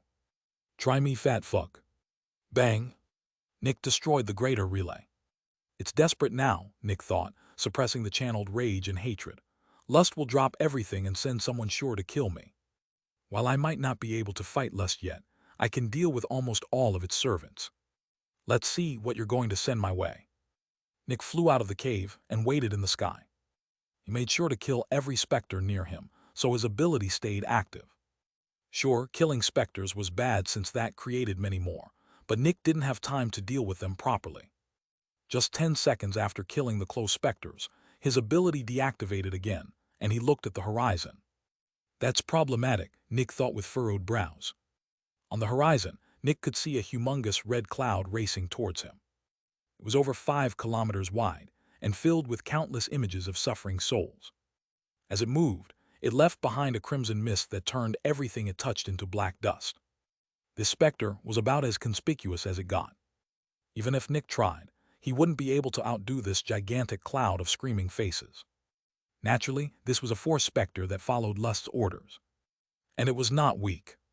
As Nick felt the fluctuations of its Zephyx, he couldn't help feeling nervous. Peak demon or initial fallen, most likely initial fallen, Nick thought. This was probably Lust's ace. Force Specters were notoriously hard to deal with, and having command over such a powerful one gave Lust a lot of power. However, Lust rarely used it since it was so conspicuous. Bang! Nick exploded into the distance. "Lord Lust commands you to stop," Nick transmitted while fleeing from the cloud. The Specter didn't answer. "It sees me as food," Nick thought. "It might grow more powerful by consuming other Specters. This might be a stronger version of the Crimson Sea, but without the mental manipulation abilities." Nick surrounded himself in black clouds as he fled, allowing his ability to stay half-active. Since he was already an early demon, and his base power was so high, Nick was as fast as an average peak demon. However, the cloud was still faster. Has to be an initial fallen. Bang! Nick created an explosion of light to hide from the Specter, and tried to use a portal to gain some distance. But his ability failed. "It's not perceiving me via vision," Nick realized. The cloud was now only 2 kilometers away, and it would reach him within a second. Bang! Nick unleashed another explosion of light, but at the same time, he activated his barrier to isolate his Zephyx. For just a tiny instant, Nick's ability reactivated. "It senses me via my aura." However, even if it was just a tiny instant, it was enough. Nick activated his illusion ability and made it seem like he'd changed directions. The cloud changed directions, but Nick felt a terrifying drain on his Zephyx. Controlling the perception of something almost an entire level above him was insanely costly, despite the upgraded efficiency of his illusion ability. While the cloud flew after the illusion, Nick created a portal near the horizon and vanished from the sky. An instant later, he changed his appearance to that of his alter ego, Julian Winter. Then he was forced to drop his illusion ability. These couple of moves had drained over 80% of Nick's Zephyx. The crimson cloud stopped for just a tiny moment as the illusion vanished. Nick's ability deactivated again, as the crimson cloud saw the unfamiliar person on the horizon. Bang! And charged right at them. "I don't know if it knows it's me or just attacks anything that moves. Either way, it's still following me," Nick thought as he resumed fleeing. He couldn't even attempt to fight that thing. As Nick fled, he recovered some Zephyx and activated his abilities again to gain more ground. This time, he couldn't hold them as long as before since he hadn't fully recovered. When the Specter resumed charging after him, Nick was almost out of Zephyx. He was at around 2%, and he'd only recover up to 20% before it arrived. That wasn't even enough to make a portal he could enter through the air.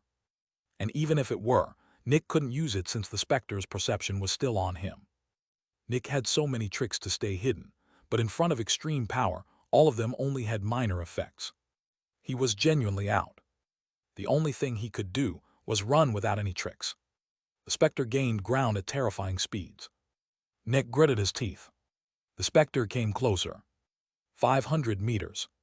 100 meters. 5 meters. And an instant later, he was enveloped. As. Nick's body was dissolving into black dust. The terrifying faces were tearing him apart and consuming his Zephyx. Yet Nick just kept flying. He was almost out of Zephyx. Come on, Nick thought desperately. Bang! Suddenly, a fiery wave washed over Nick. Yet it didn't hurt him in any way. The next instant, Nick saw the sun again, and he could also see the Specter. At this moment, 5 protectors were engaged in battle with it. Nick took a deep breath in relief. On the horizon, he could see one of Aegis' strongholds. This was where he'd been fleeing to this entire time. To deal with Lust's servants, Nick didn't need to beat them himself. He just needed to escape for long enough. And he was very good at escaping. Chapter 750. Nick watched as the team of protectors suppressed the Crimson Cloud with practiced ease. They had 3 suppressors in their team, and their teamwork was exemplary. That was close, Nick thought, but this should give Lust a brutal hit. Nick just waited in the air. When the protectors finished dealing with the Crimson Cloud, one of them rapidly approached and stopped in front of him. "Identify yourself," the protector ordered aggressively. He'd seen how Nick regrew an entire head after coming out of the Crimson Cloud, and he was pretty sure humans couldn't do that. Nick's barrier activated and sent his credentials to the protector. The protector furrowed his brows before another one stopped beside him. "What's the status?" the other asked, throwing a serious glance at Nick. "You can ask the technician or the left arm if you're unsure about my credentials," Nick said. "My name is Julian Winter and they know me. I'll stay right here." The first protector looked at Nick with a serious expression. Then he activated his barrier. It connected to the stronghold. The stronghold connected to Aegis headquarters, which connected to the left arm. "Report," the left arm ordered. "There's a Specter here with a black barrier. It identified itself as Julian Winter and told us to contact you," the protector said. "Serial number of the barrier," the left arm commanded. The protector transmitted it. "He's clean, he works for us. Keep his appearance top secret," the left arm ordered. "Of course, ma'am," the protector said before the line disconnected. "He's clean," he told the others. The other protector was a bit surprised before turning to Nick. "Sorry, mate. You know how it is," he said, apologizing for the aggression. "I know," Nick answered. "What's with the Specter?" the first protector asked, pointing at the gigantic Specter cage being transported to the stronghold.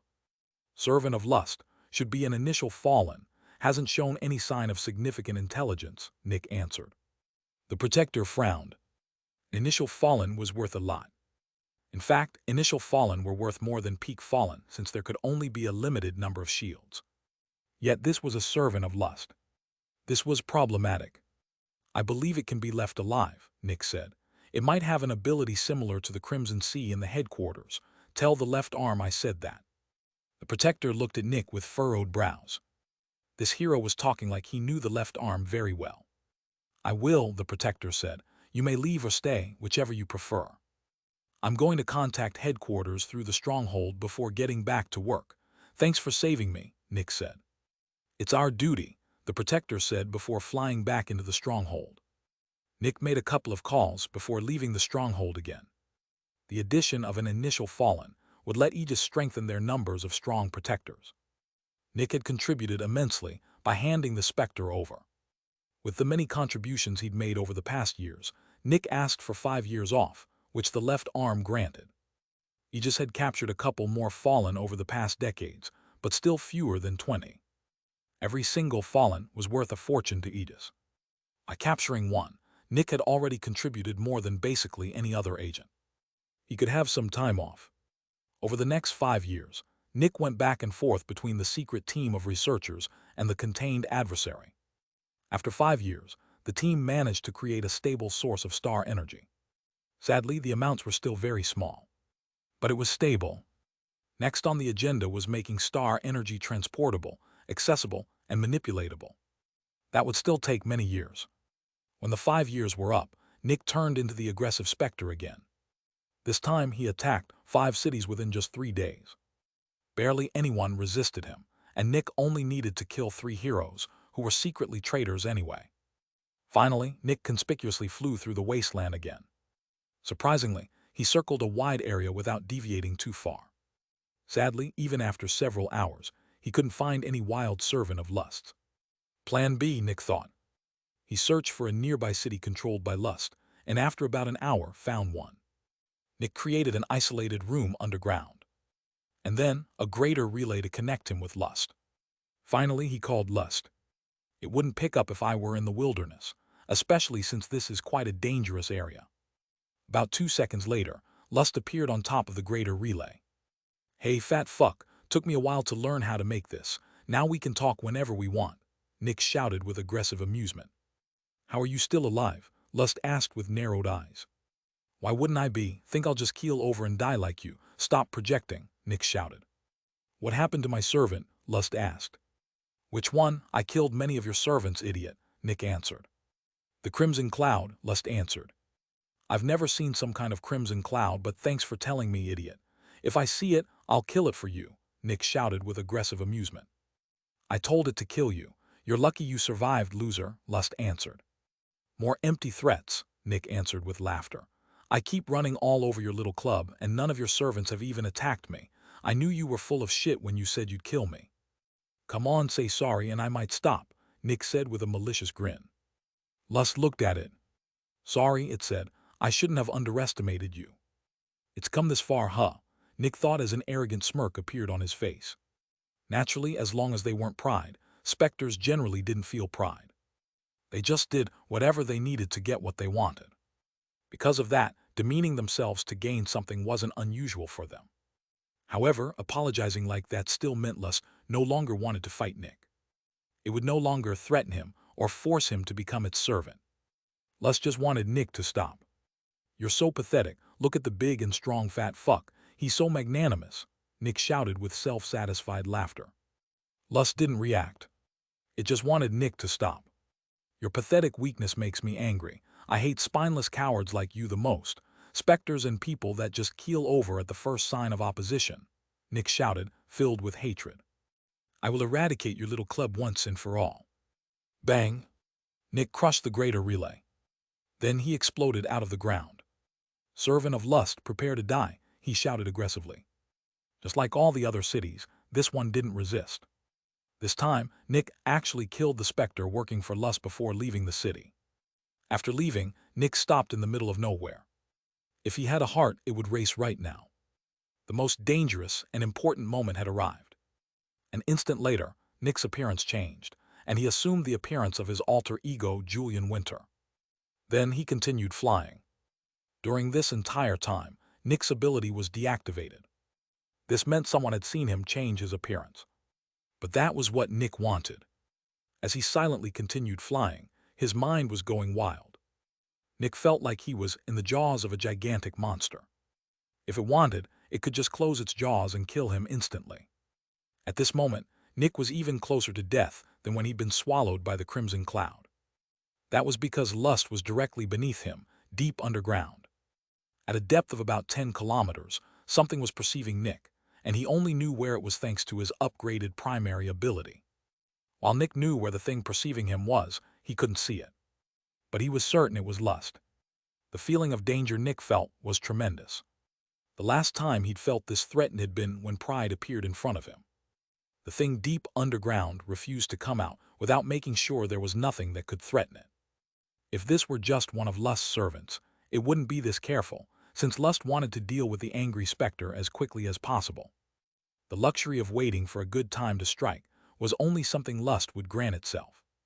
Most likely, Lust would follow Nick for several days before deciding to strike. It was just that careful. One reason Nick had changed his appearance in front of Lust was to give it a false sense of security. Nick's ability to change shapes was obviously the very thing that had let him stay hidden from Lust for so long. This had to be the angry Specter's most important secret.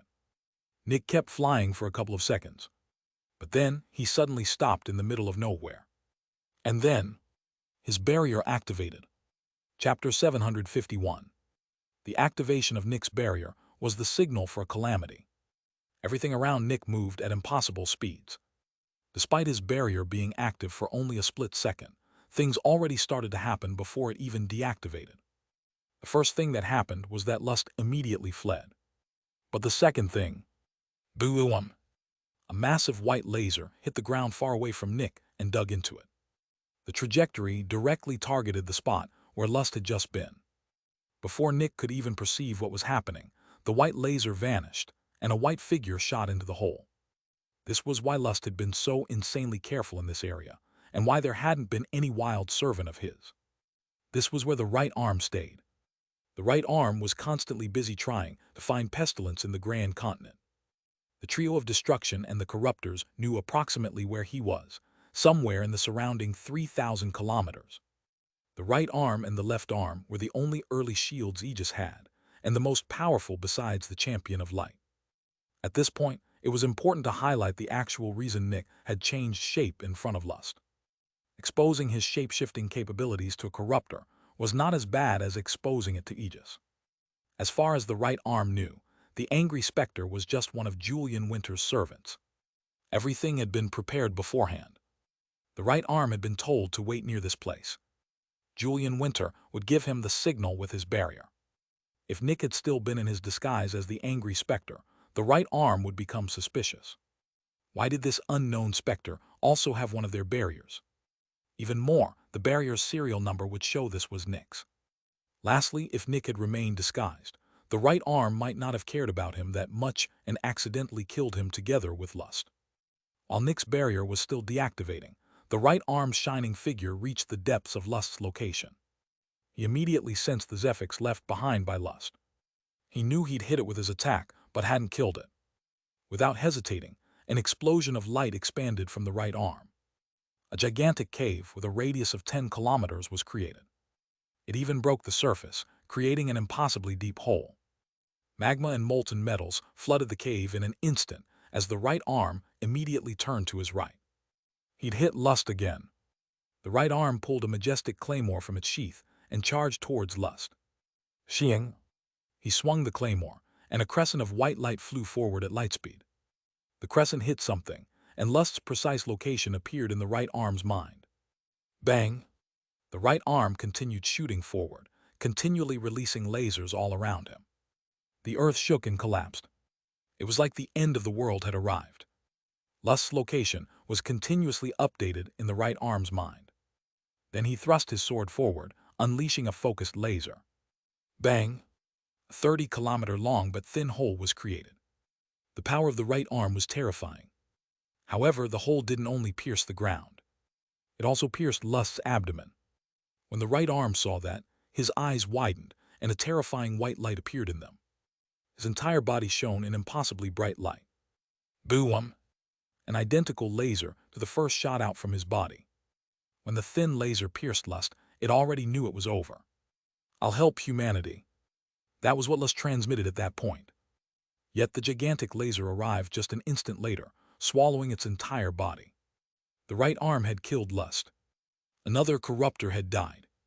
When Lust died, the other corruptors, the trio of destruction and death, immediately noticed.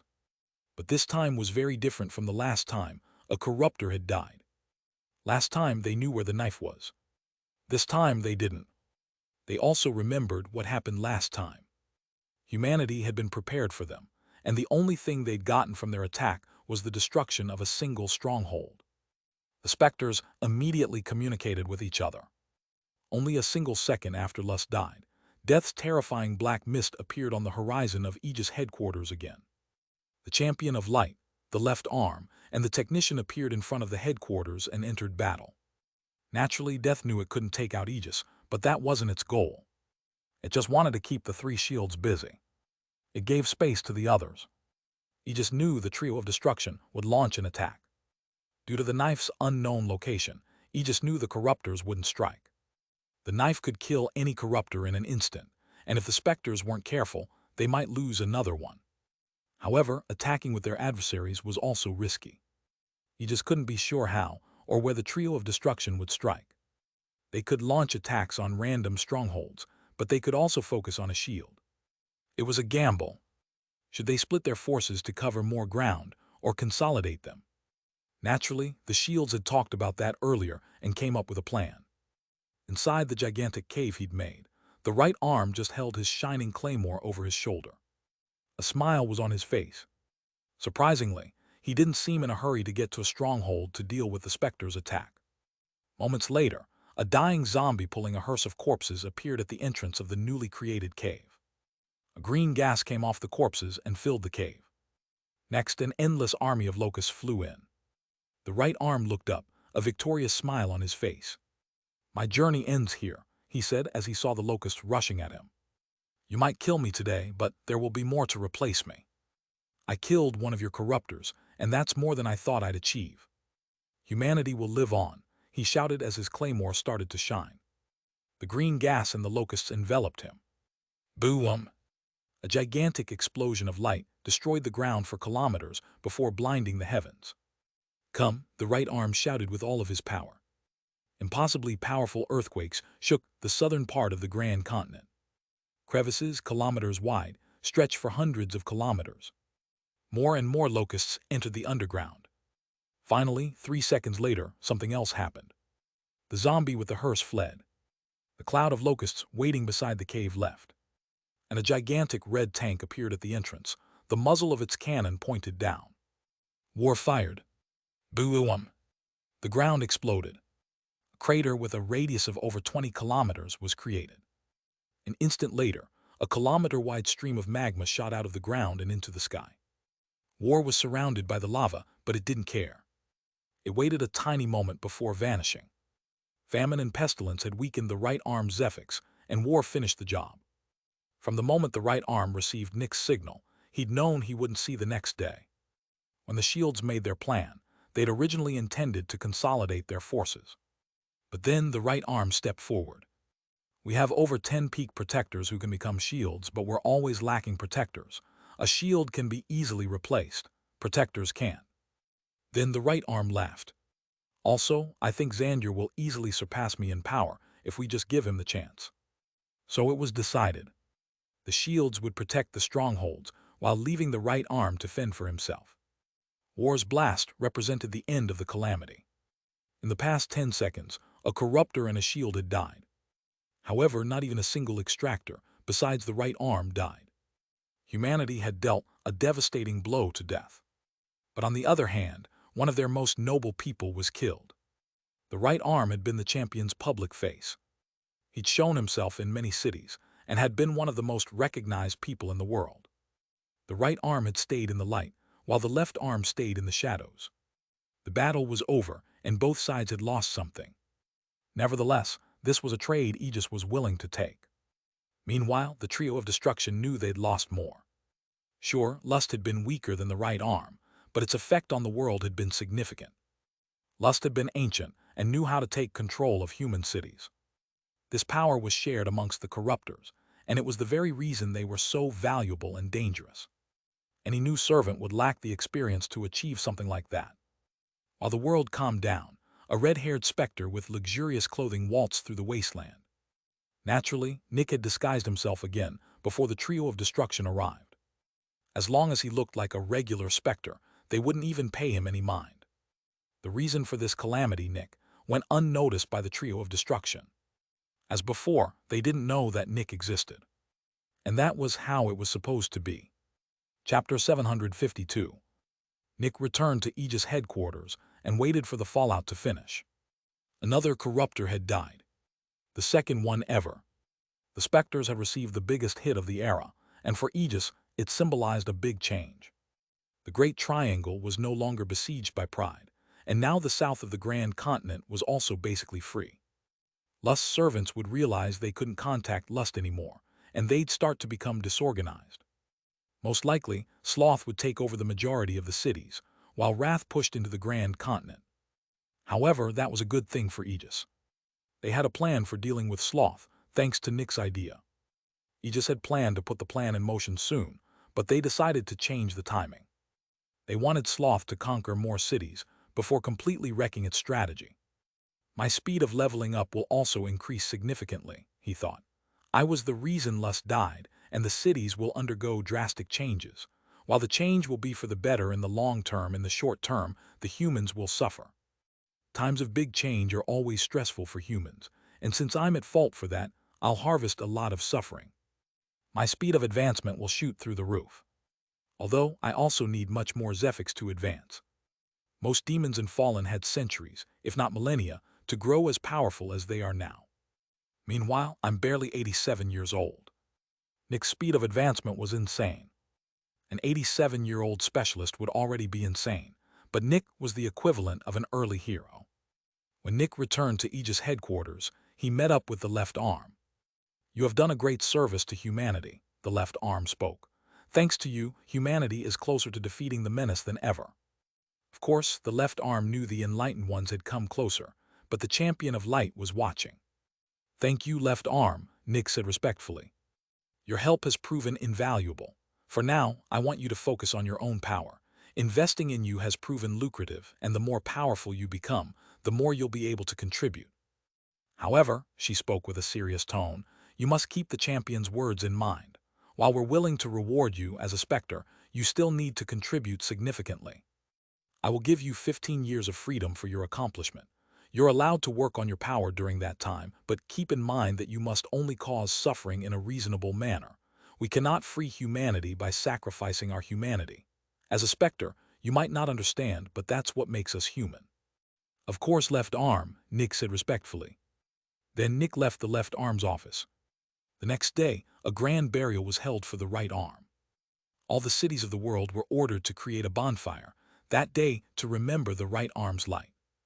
The right arm had sacrificed himself for the good of humanity, and such a sacrifice was worthy of remembrance.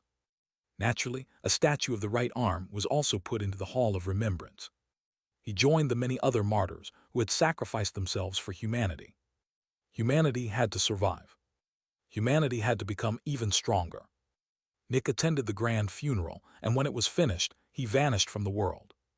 Naturally, he went to the contained adversary to learn more about Zephology. Contributing to humanity by killing lust is important, but the primary reason is so I can make advances in Zephology. Our goal is not to kill the corruptors or even death. Our goal is to kill the sun and destroy the aliens controlling it. All the individual cities pale in comparison to the importance of this mission. Back when Nick had still been younger, he'd been angry that so many cities were basically ignored by Aegis. But now he truly understood. There were things so much more important than the happiness of thousands of individual humans. This was about survival. This was about long-term, sustainable survival. This was about humanity's future. It's the governor's duty to make the cities livable. It's Aegis' duty to make the world livable. My job is no longer to care for individual cities. My job is to care for the world. Humanity must attain true freedom. And the first step to achieve that goal is to learn about star energy. For 5 years, Nick focused on learning from the adversary. During these 5 years, Nick noticed his Zephyx advancing rapidly. The Grand Continent was in upheaval, and Nick had been the reason. When Nick reached the age of 92, he soon advanced to the mid-demon level. After advancing, Nick wrote his findings down and went to pay the isolated team of researchers a visit.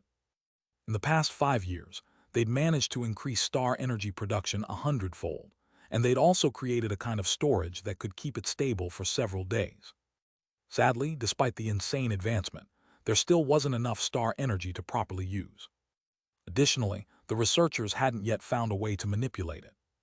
None of them had ever interacted with star energy before. Humans controlled Zephyx and a bit of Prefix instinctively, thanks to their Zephyx synchronizers. However, they had nothing that let them control star energy. On top of that, there was another concern. They'd been prepared for it, but it was still quite surprising. Star energy really wasn't all that great. Its energy density was several times lower than Zephyx, and it was much costlier to produce. They'd already considered creating some kind of synthetic organ to control star energy. Something like a star energy synchronizer. But there were several problems with that. First, storing star energy and Zephyx in a body simultaneously was extremely dangerous. While star energy only deteriorated when it came into contact with Prefix, it actually destroyed Zephyx on contact. If star energy went anywhere near a human Zephyx synchronizer, the shell around it could potentially turn into pure star energy. While a shell was important to become an expert, it stayed important later too. The additions extractors added to their bodies, as they grew more powerful, didn't replace old ones. They added more. A shell increased Zephyx regeneration a lot, and the subsynchronizer added after consuming a Specter added even more. It was like multiplying a multiplier. If the shell was destroyed, it would be similar to destroying the subsynchronizer, lowering Zephyx generation below Zephyx usage. In short, the extractor would essentially starve of energy loss and die. Replacing a Zephyx synchronizer with a star energy synchronizer before someone even became an extractor was also something the researchers had considered. But that was when the issue of star energy's low density came into play. A human would need much more star energy than Zephyx to advance, and producing it was costly and inefficient. Additionally, nobody even knew how to manipulate star energy, meaning the person wouldn't have any abilities. Their body would improve, but that would be it. The more the researchers learned about star energy, the clearer one specific image became. Star energy would not be able to replace Zephyx. Zephyx was just superior in every way. The only real use of star energy was its ability to destroy Zephyx and access the seeds. That was basically it. They'd all expected something like that, but it was still a hard hit. Sadly, there was no denying that possibility, and there was also good proof backing up the claim. If star energy could replace Zephyx, why did the Enlightened Ones still need Specters to advance? The adversary Nick had found was there to turn the Peak Shield into a level 9 extractor. If the Peak Shield could advance without it, the adversary wouldn't be there. The researchers' mood took a drastic hit. But then, when they read the new book Nick had delivered, they realized it actually wasn't hopeless. Sure, star energy couldn't replace Zephyx, but what about pure energy? The adversary had only mentioned pure energy during Nick's first conversation with it. Back then, it had said star energy was necessary to create pure energy. And while star energy couldn't replace Zephyx, maybe pure energy could. Most likely, star energy could somehow combine with Zephyx to create it. Maybe pure energy would have much more power. After checking with the researchers, Nick left to talk with the adversary some more. He still had 10 years of uninterrupted time, and he'd us. Chapter 753. By now, Nick could talk back to the adversary. While hard to understand, he could talk with it at decent speed. That made things easier since Nick could now ask questions, although he had to repeat them many times. If he wanted to talk without constantly repeating himself, he'd need to become a late demon first. Zephyx production was at its all-time peak. The Grand Continent seemed to be undergoing its biggest upheaval yet. 5 years after Lust died, most of its cities started to destabilize. The former servants grew ballsy and reckless, leading to many raids by Aegis. Every time a city was freed of Lust's influence, its entire economy and many laws changed. Because of that, Nick advanced rapidly, becoming a late demon only 6 years after becoming a mid one. But by then, Zephyx production had dropped significantly again. It seemed like almost all of Lust's cities had already gone through their period of upheaval. My Zephyx production dropped by over 80%, and I need even more to advance now, he thought. If I don't do something, it'll drop to almost zero soon. I can keep it going by extending a few corrupt guard sentences. Let me see. If I extended every guard sentence, I'd produce this much Zephyx, and I need this much. If I only used the guards, I'd need over 30 years to advance. Naturally, advancing one stage at such a high level within only 30 years would still be crazy. Nick would still be faster than over 90% of all humans. However, compared to his usual speed, 30 years was insanely long. Every second humanity isn't free causes untold suffering to countless people. I can't just sit here and advance in silence while they suffer. But I can't return early either, the champion would grow suspicious. I'm a Specter. I'm supposed to think of myself first. I'll find a solution soon, but for now, I should keep focusing on the research. When Nick became a late demon, he paid the researchers another visit. Over the last 6 years, they'd built basic machines that could turn star energy into other forms of energy. Heat, movement, electricity. They could manipulate it with machines now, but not yet with their minds, the real goal. For now, they'd focus on a barrier that could interact with star energy as a proxy. If they could do that, they'd have rough mental control over it. There would just be a layer of translation between mind and star energy. When Nick delivered the next book, the researchers learned a lot about producing star energy. The adversary often focused on different things than the researchers did. They worked on making star energy accessible, while the adversary focused on talking about its production. This was a good thing, since it meant progress on two fronts. With Nick's writings, the researchers multiplied star energy production severalfold.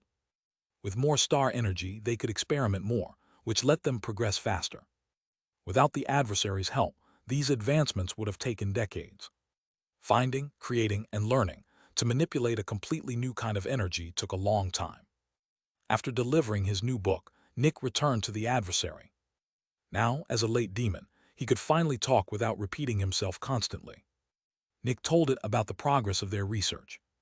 Annoyed, you shouldn't think about controlling star energy with your mind, it spoke through its vibrations. This is something only the most powerful humans can do. Just build a portable storage that feeds star energy to the seed. Not enough to properly operate it, but enough for basic access. That alone will make your research speed shoot through the roof. Nick furrowed his brows. You say only the strongest humans can control star energy with their minds. Why? He asked. It's a completely different form of energy, it answered. Controlling it is as foreign to you as controlling gravity or time. Specters give you abilities based on Zephyx, but you're just pressing a button on a pre-built machine. You don't have an intrinsic way to interact with star energy. You'll have to build the machine yourself. Also, star energy is only good for fighting specters and defending against them, through weapons made from it. Chasing the same fidelity of control with it as you have with Zephyx is a waste of time, and will accomplish nothing. That's what pure energy is for, much more useful for humans. Unlock it and you can manipulate it all you want. It'll be worth the effort. Urgent, but first you need pure energy. At that moment, Nick remembered something. Did you say we need star energy or pure energy to access the seeds? Both, the adversary answered. Seeds run on pure energy, but they also produce it themselves. You need to feed them Zephyx and star energy so they can produce pure energy. But if enough time passes, the seed's internal storage of pure energy runs dry, and to get it rolling again, you need to feed it a bit of pure energy directly. Once it's running again, you only need star energy and Zephyx. Chapter 754, Star Energy. How do we create pure energy? Nick asked. Far in the future. First, produce much more star energy. It takes a lot to make pure energy. Star energy's the meat, Zephyx the spice. It's called Zephyx, right? Yes, Nick confirmed. After talking with Nick for a while, the Specter started using some of his terminology to make things easier. You need a wearable machine that produces a lot of it, familiar with ATP. The primary source of energy for cells, Nick answered. Happy, good, you know biology. Humans store energy as fat since ATP holds so little. Star energy's the same, bulky, impractical straight from storage. You need a huge container just to run a seed for a few minutes. Produce it as you go. First, get production way up, then shrink it, then make it easy to use. Only then do we talk about pure energy, a separate issue entirely. But we'll get to that in the future. Softly commanding, for now, don't waste time trying to control star energy with your mind. It's like trying to control raw iron ore, focus on making it a bar, then steel, before worrying about shaping it. I understand, Nick answered. Continue explaining. Good. The adversary continued explaining how to produce star energy. However, despite the adversary's protest, Nick decided against dictating the researchers' work. They needed freedom to use their creativity. The adversary was leading Nick down a single path when many others existed. Instead of pulling the researchers down the primary one, Nick let them explore the side paths. Less critical than the main path, sure, but it would still pay off. For the next 4 years, Nick listened to the Specter. Then his time was up. He'd used up the 15 years the left arm had given him. Nick wrote another book and delivered it to the researchers, still busy experimenting with star energy. Luckily, thanks to his books, its production ramped up even more. By now, they were producing more than they needed for their experiments. With the newest book, they had the means to produce enough star energy to operate a couple of seeds. But now the truly hard part had arrived. They needed to shrink the machine to the size of a bracelet without compromising output. That seemed impossible, but apparently there was a way. The adversary just hadn't gotten to that part of the explanation yet. Nick told Ghosty he'd be busy for the next couple of years and wouldn't be able to deliver a book in quite a while. The adversary says we need to upgrade star energy production further, then shrink the machine. You don't need more for your experiments right now, but keep advancing in that direction. We'll need a lot of it later, Nick explained. I understand, Ghosty answered. We'll keep going down this route. Thank you, Nick answered. Then Nick left the researchers and went back to his actual job. The first thing he did was extend the sentences of all the guards to return to his base level of Zephyx production. Sadly, the guards had lost their edge over him. They used to be governors, early and mid-heroes.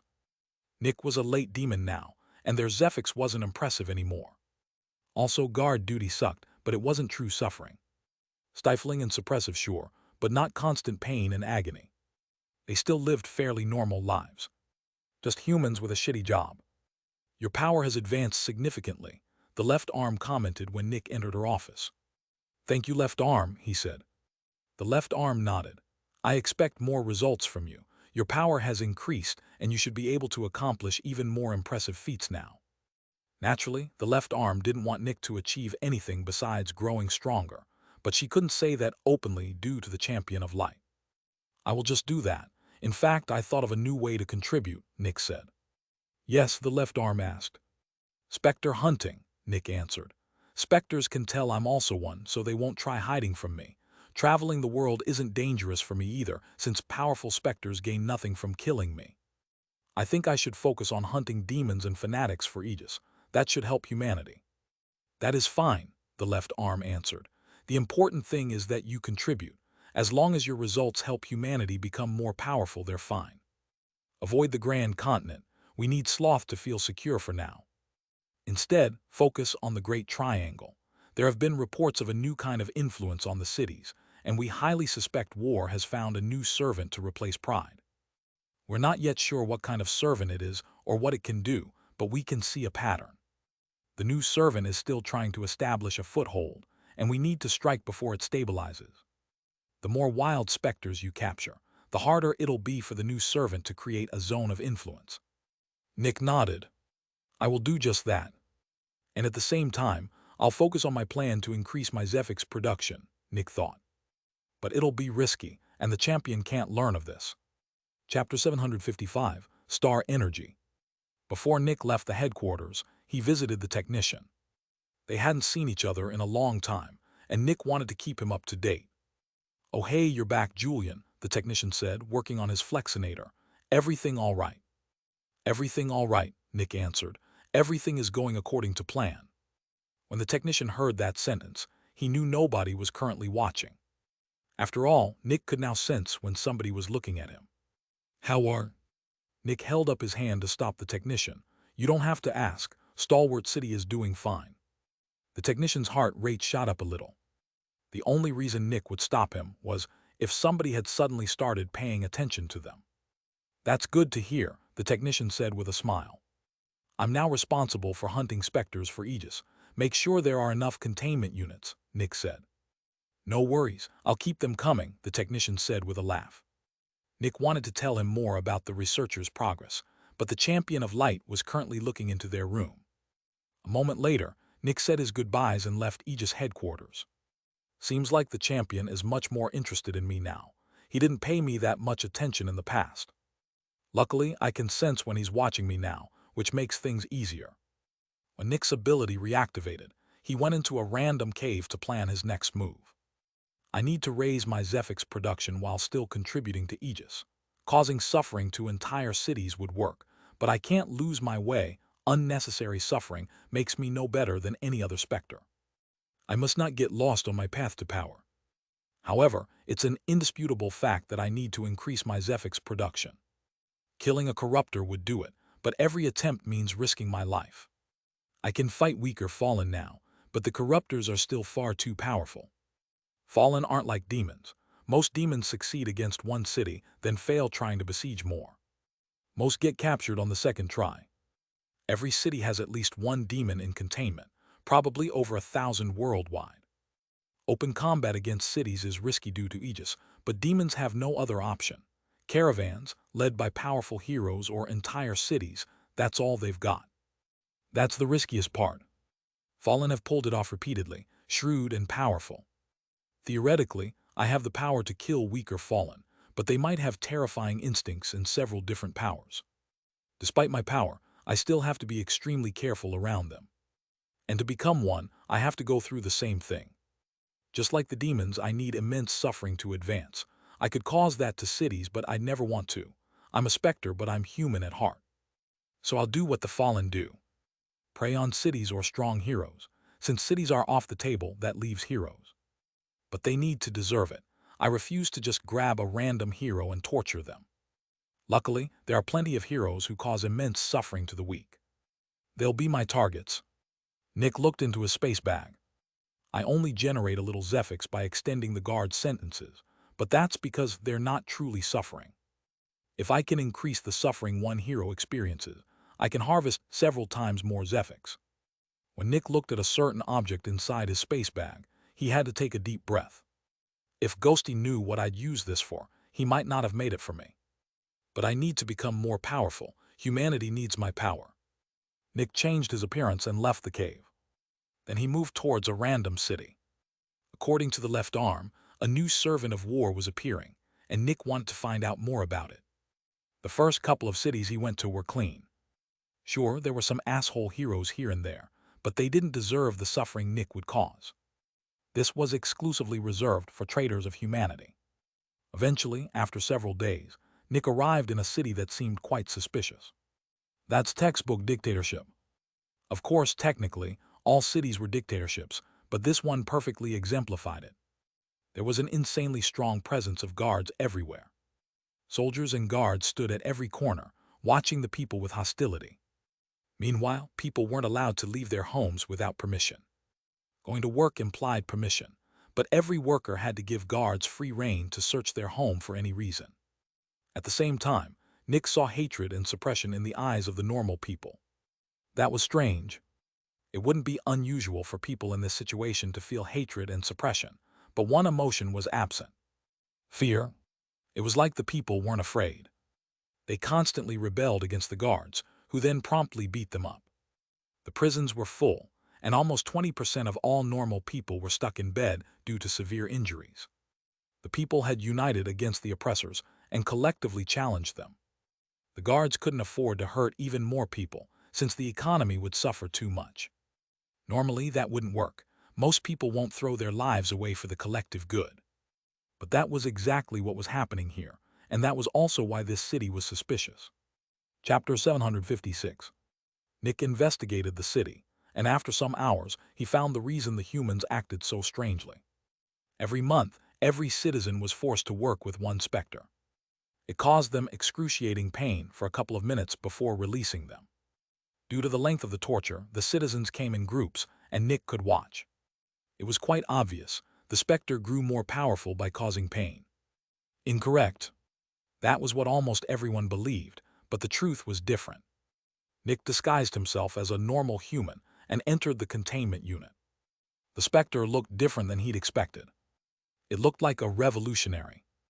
It wore crude armor and carried several weapons. As soon as the group entered, the revolutionary, as Nick called it, went to work. It drew its weapons and slowly cut all of the humans. Then when it was done, it let everyone go. On the surface, this all made sense, but Nick noticed a couple of important things. First, the Specter's appearance and conduct didn't fit together. The Specter's appearance generally matched the kind of suffering it dished out.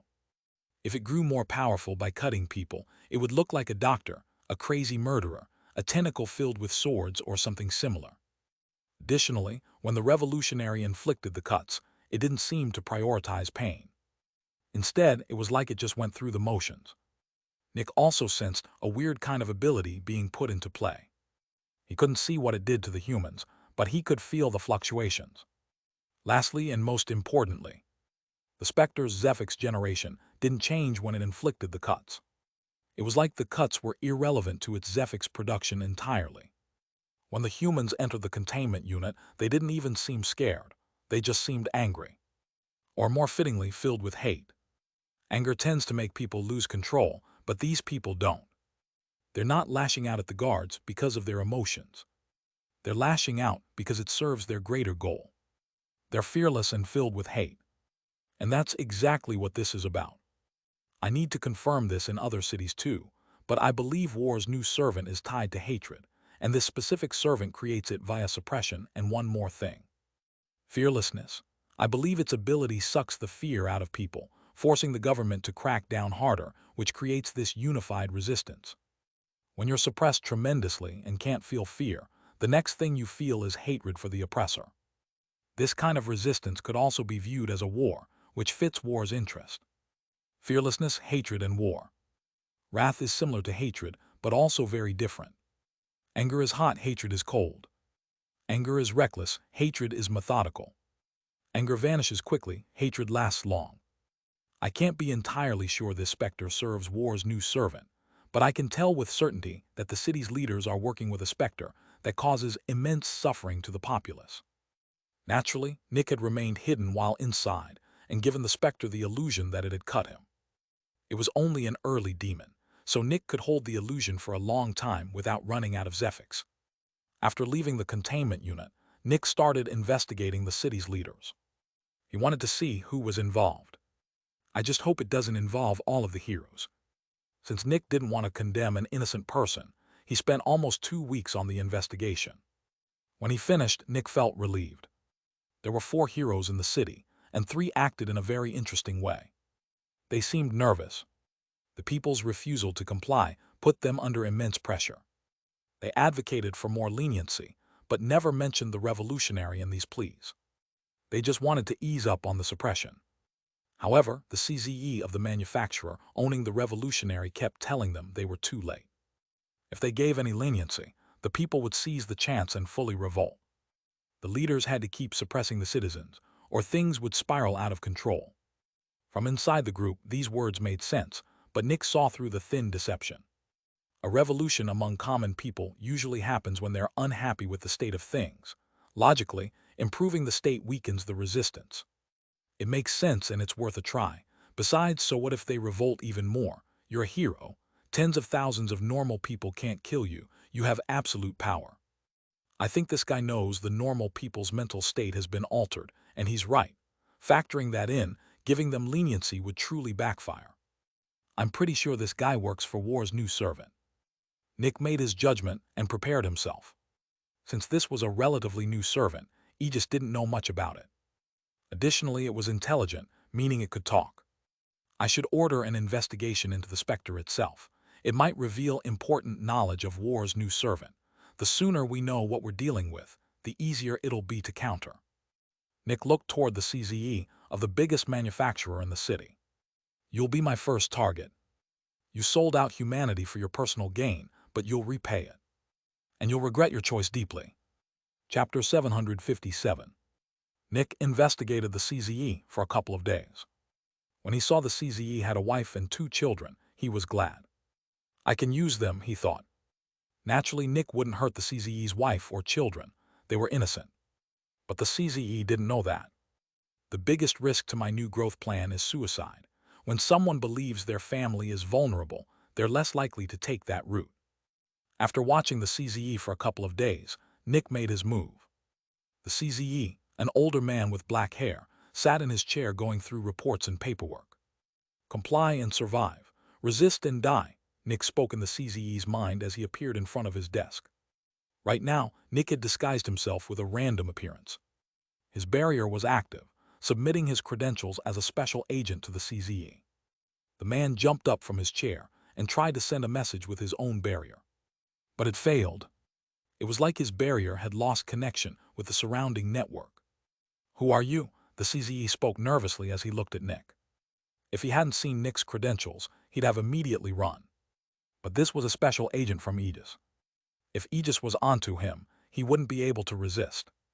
We've conducted an investigation into the city and found a servant of a powerful fallen here. We've watched you for several days and are certain of your guilt.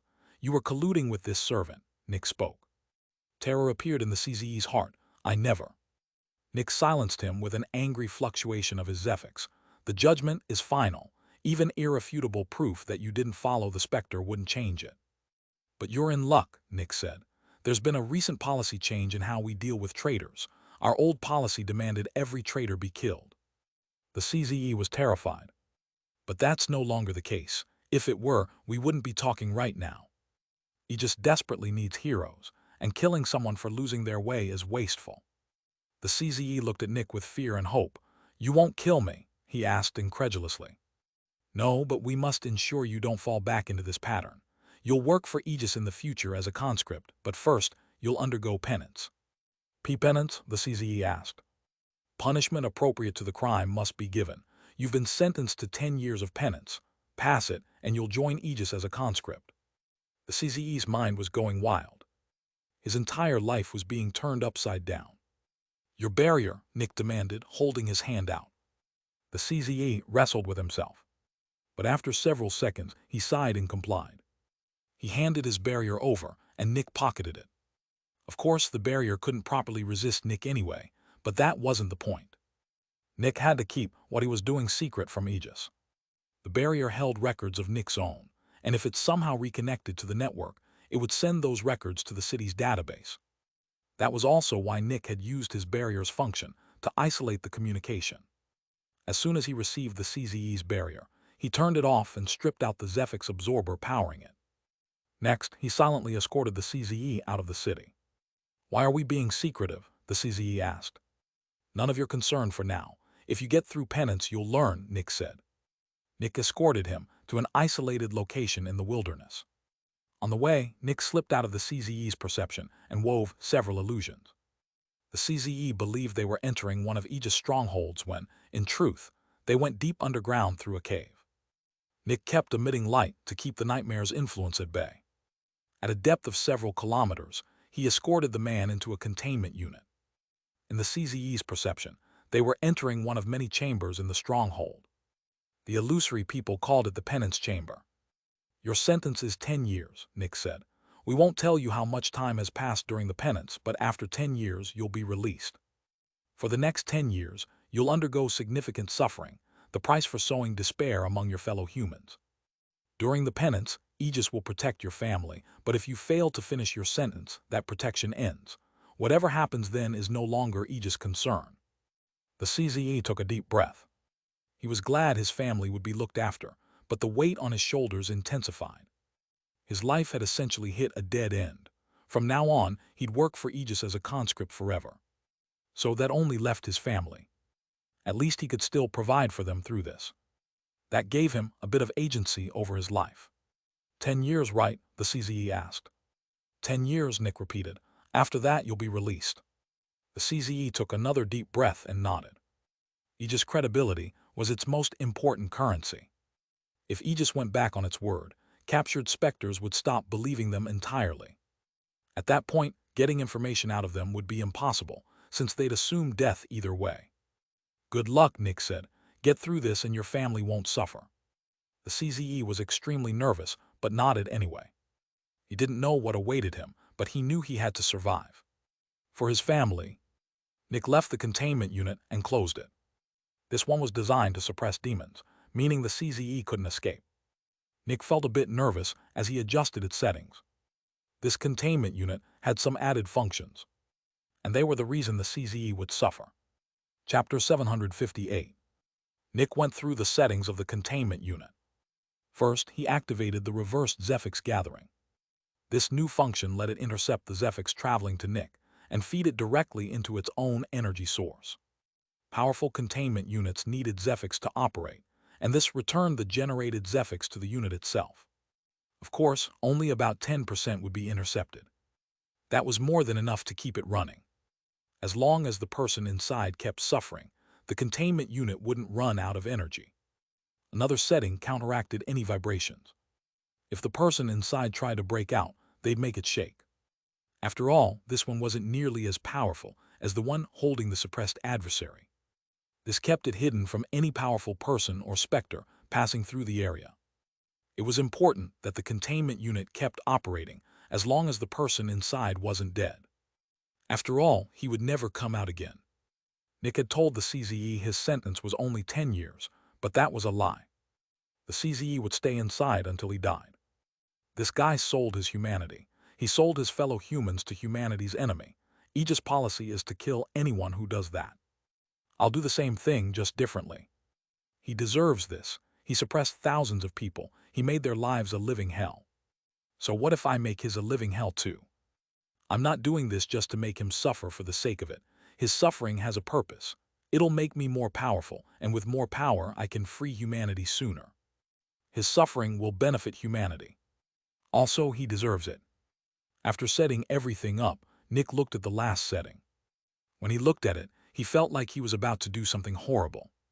And that was exactly the case. Nick activated the last function. Meanwhile, inside the containment unit, the CZE waited nervously.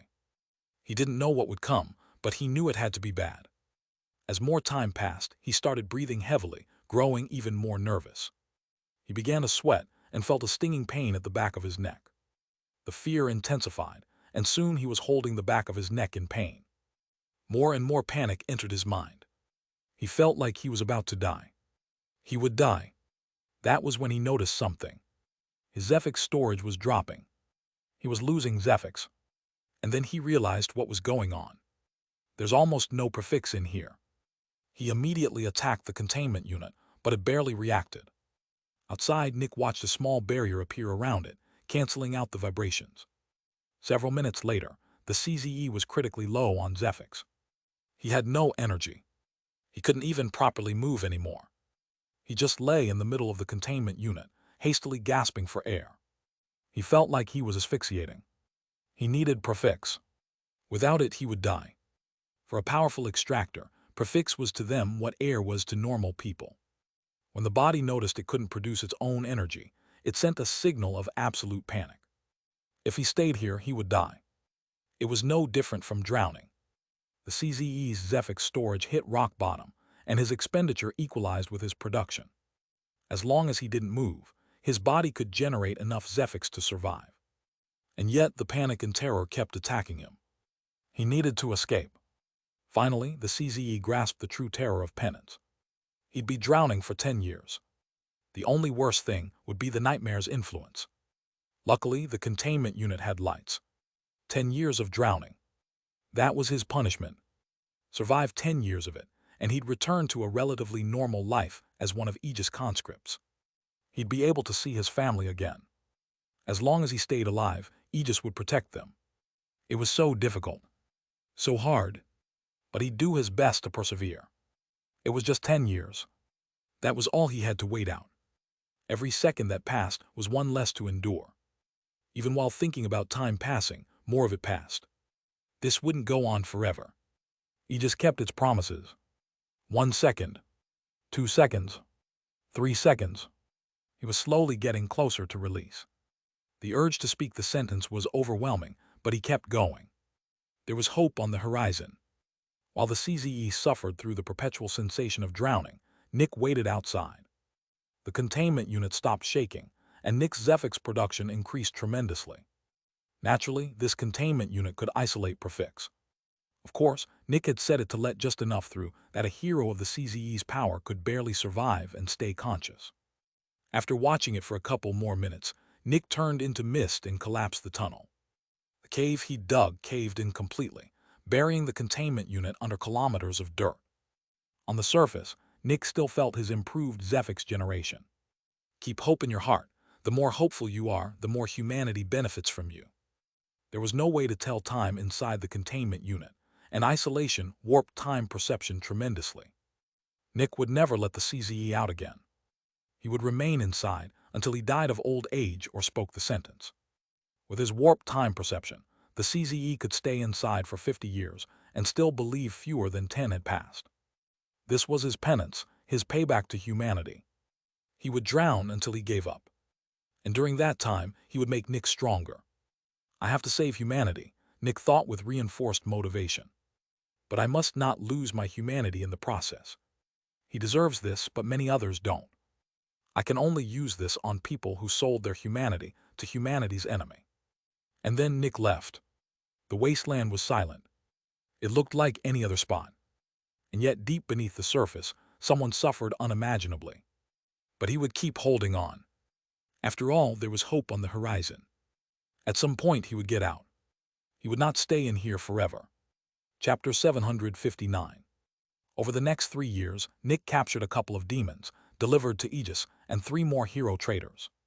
By now, 4 containment units were torturing humanity's traders, and Nick's Zephyx generation had increased by quite a bit. The intensity of suffering truly makes a great difference, Nick thought. With just these 4 heroes, my speed is almost equal to killing a corruptor and sending an entire region into uproar.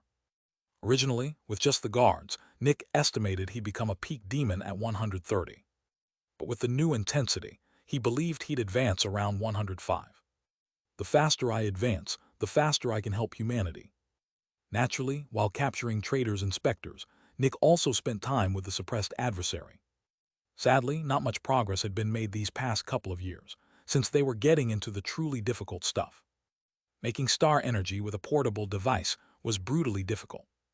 The researchers lacked the tools to make such fine adjustments to such tiny parts of the machine. Another piece of bad news: Nick hadn't been able to find or contact War's newest servant. It was like it wasn't using greater relays at all. Either it's using a new form of communication, or it gives orders in person. Can't be sure which. At this moment, Nick was listening to the adversary while practicing his Zephyx manipulation. He was only half listening, since it talked too slowly and he was fully focused on the manipulation. By now, Nick had trained it for several decades and had become quite good. That should do it, he thought, imagining a complex diagram of manipulation lines. He looked through it several times, checking for mistakes. I've practiced Zephyx manipulation for so long, and while it's given me a couple of useful abilities, none had been good enough to properly integrate into my Specter core. Naturally, creating abilities from scratch was beyond difficult. Their efficiency was pretty bad at best. Most of the time, one needed a crazy amount of Zephyx just to perform a slightly useful party trick. But after decades of focus, Nick had finally developed a useful one. He'd already tested it several times, and it seemed to work. Sadly, without integrating it into his Specter core, its effect was limited. My time here is about up anyway, Nick thought as he punched a couple of words into the containment unit. Sad, all right, see you later then, the Specter answered. Nick went one room up and sat down. I haven't integrated a self-made ability into my Specter core yet. It should work, but I've never tested it.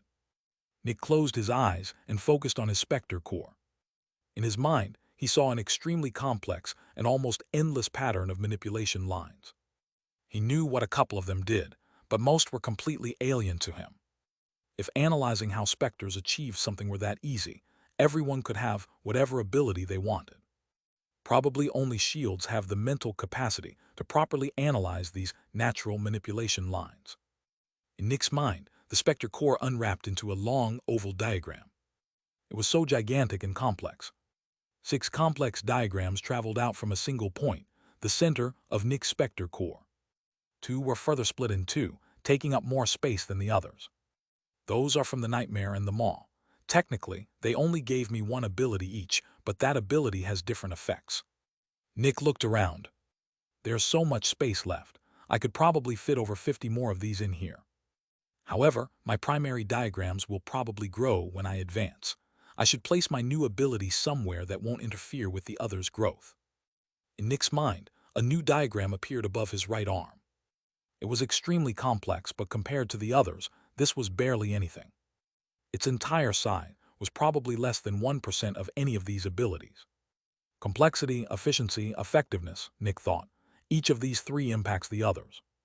Reduce complexity, and efficiency and effectiveness get worse.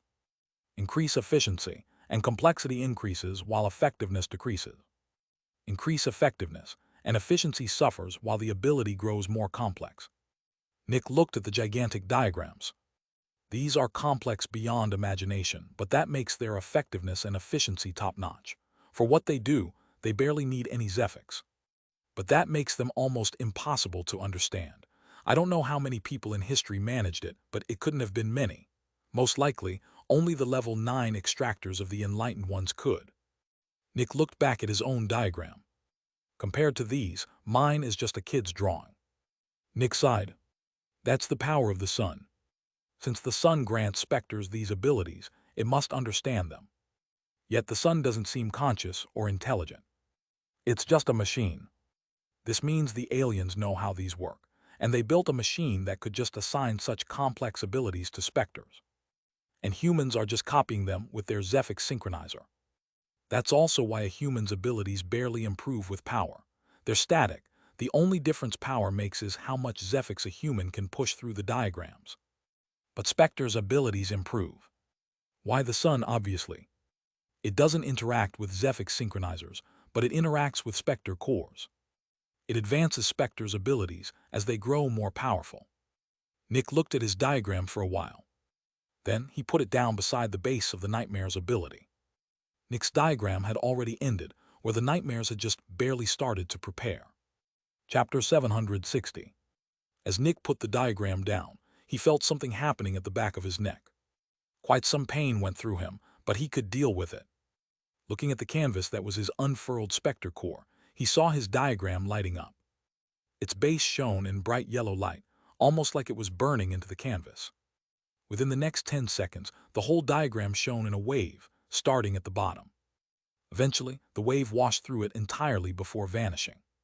When Nick looked down, his new diagram looked just like the others, just vastly inferior in complexity. My first self-made ability, Nick thought. Not much, but a start. As he looked at it, Nick had a thought. Is this how envy makes its abilities? He thought. Envy has hundreds of different abilities, but they're all relatively weak as far as I've heard. Is its Specter core just filled with countless tiny diagrams? Envy uses Zephyx synchronizers as reference material. Back then, it wanted to capture me at all costs to get its hands on the null's ability. Most likely, one of Envy's primary abilities is analyzing Zephyx synchronizers. If I could just look at a Specter core or synchronizer, I could copy the abilities in it. Sadly, I don't think humans can do that. I can manipulate my own Specter core since that's where my consciousness resides. Humans have to conjure any self-made ability and manually manipulate the Zephyx to make it work. What I just did, integrating my diagram into my Specter core, isn't something humans can do. Although, when one becomes a specialist, they get a wiped Specter core. Humans could probably use that to integrate self-made abilities. Nick furrowed his brows. But analyzing Specter cores is beyond our means. I can see through mine since it's mine, but not through others. If there were an ability that let me do that, things would be much easier. Is that the ability envy would grant a human interacting with it while advancing? The ability to look into Specter cores. Could I get this during my next advancement? Nick remained silent. Possible, might be worth a try, but I'm not sure it's the best way forward. The ability to copy other Specters' abilities is definitely powerful and would increase my power rapidly. But is that enough? I don't just have to be powerful as a fallen or adversary. I also have to be powerful at the 9th level and the 10th, if there is one. Nick looked at the diagrams again. What if the sun doesn't let me advance at some point? Bound to happen eventually. I'm the sun's enemy, and once I become dangerous to it, it won't help me anymore. I have to plan for the far future. While envy doesn't seem different from the other corruptors, I believe it has the greatest potential. As long as it keeps learning, its abilities will grow more and more powerful. Its power is the least reliant on the sun. It's carved its own path, while all the other Specters just follow it. Not wrong to learn from a powerful enemy. I should follow envy's example. Creating abilities is almost useless at first. It takes so much effort and time just to make one that's considered trash.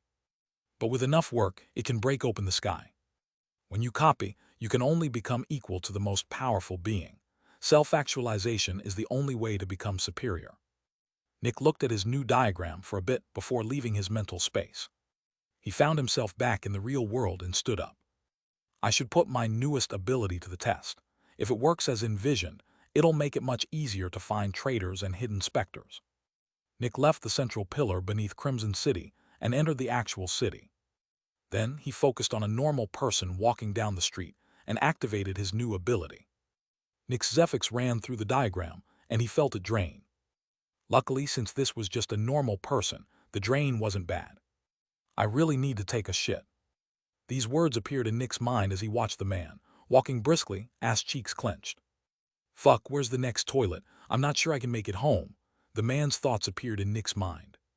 A bit of a strange example, Nick thought, but my ability seems to work. When Nick used it, his senses for reading humans went into overdrive. The Zephyx turned into something that stimulated that sense drastically. Just from the tiniest movements, Nick could tell what someone was thinking. Of course, the faster the brain worked, the harder it was to read. A hero's brain worked hundreds, if not thousands, of times faster than a normal human's.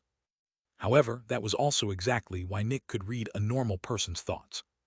His brain was so much faster it could make thousands of calculations to analyze theirs. Nick was essentially emulating a normal human's mind. As Nick kept watching the man, memories shot through his own mind. People's minds were constantly active, with short memories flashing through them from time to time. Just by watching the guy for a couple of minutes, Nick had already harvested hours' worth of memories.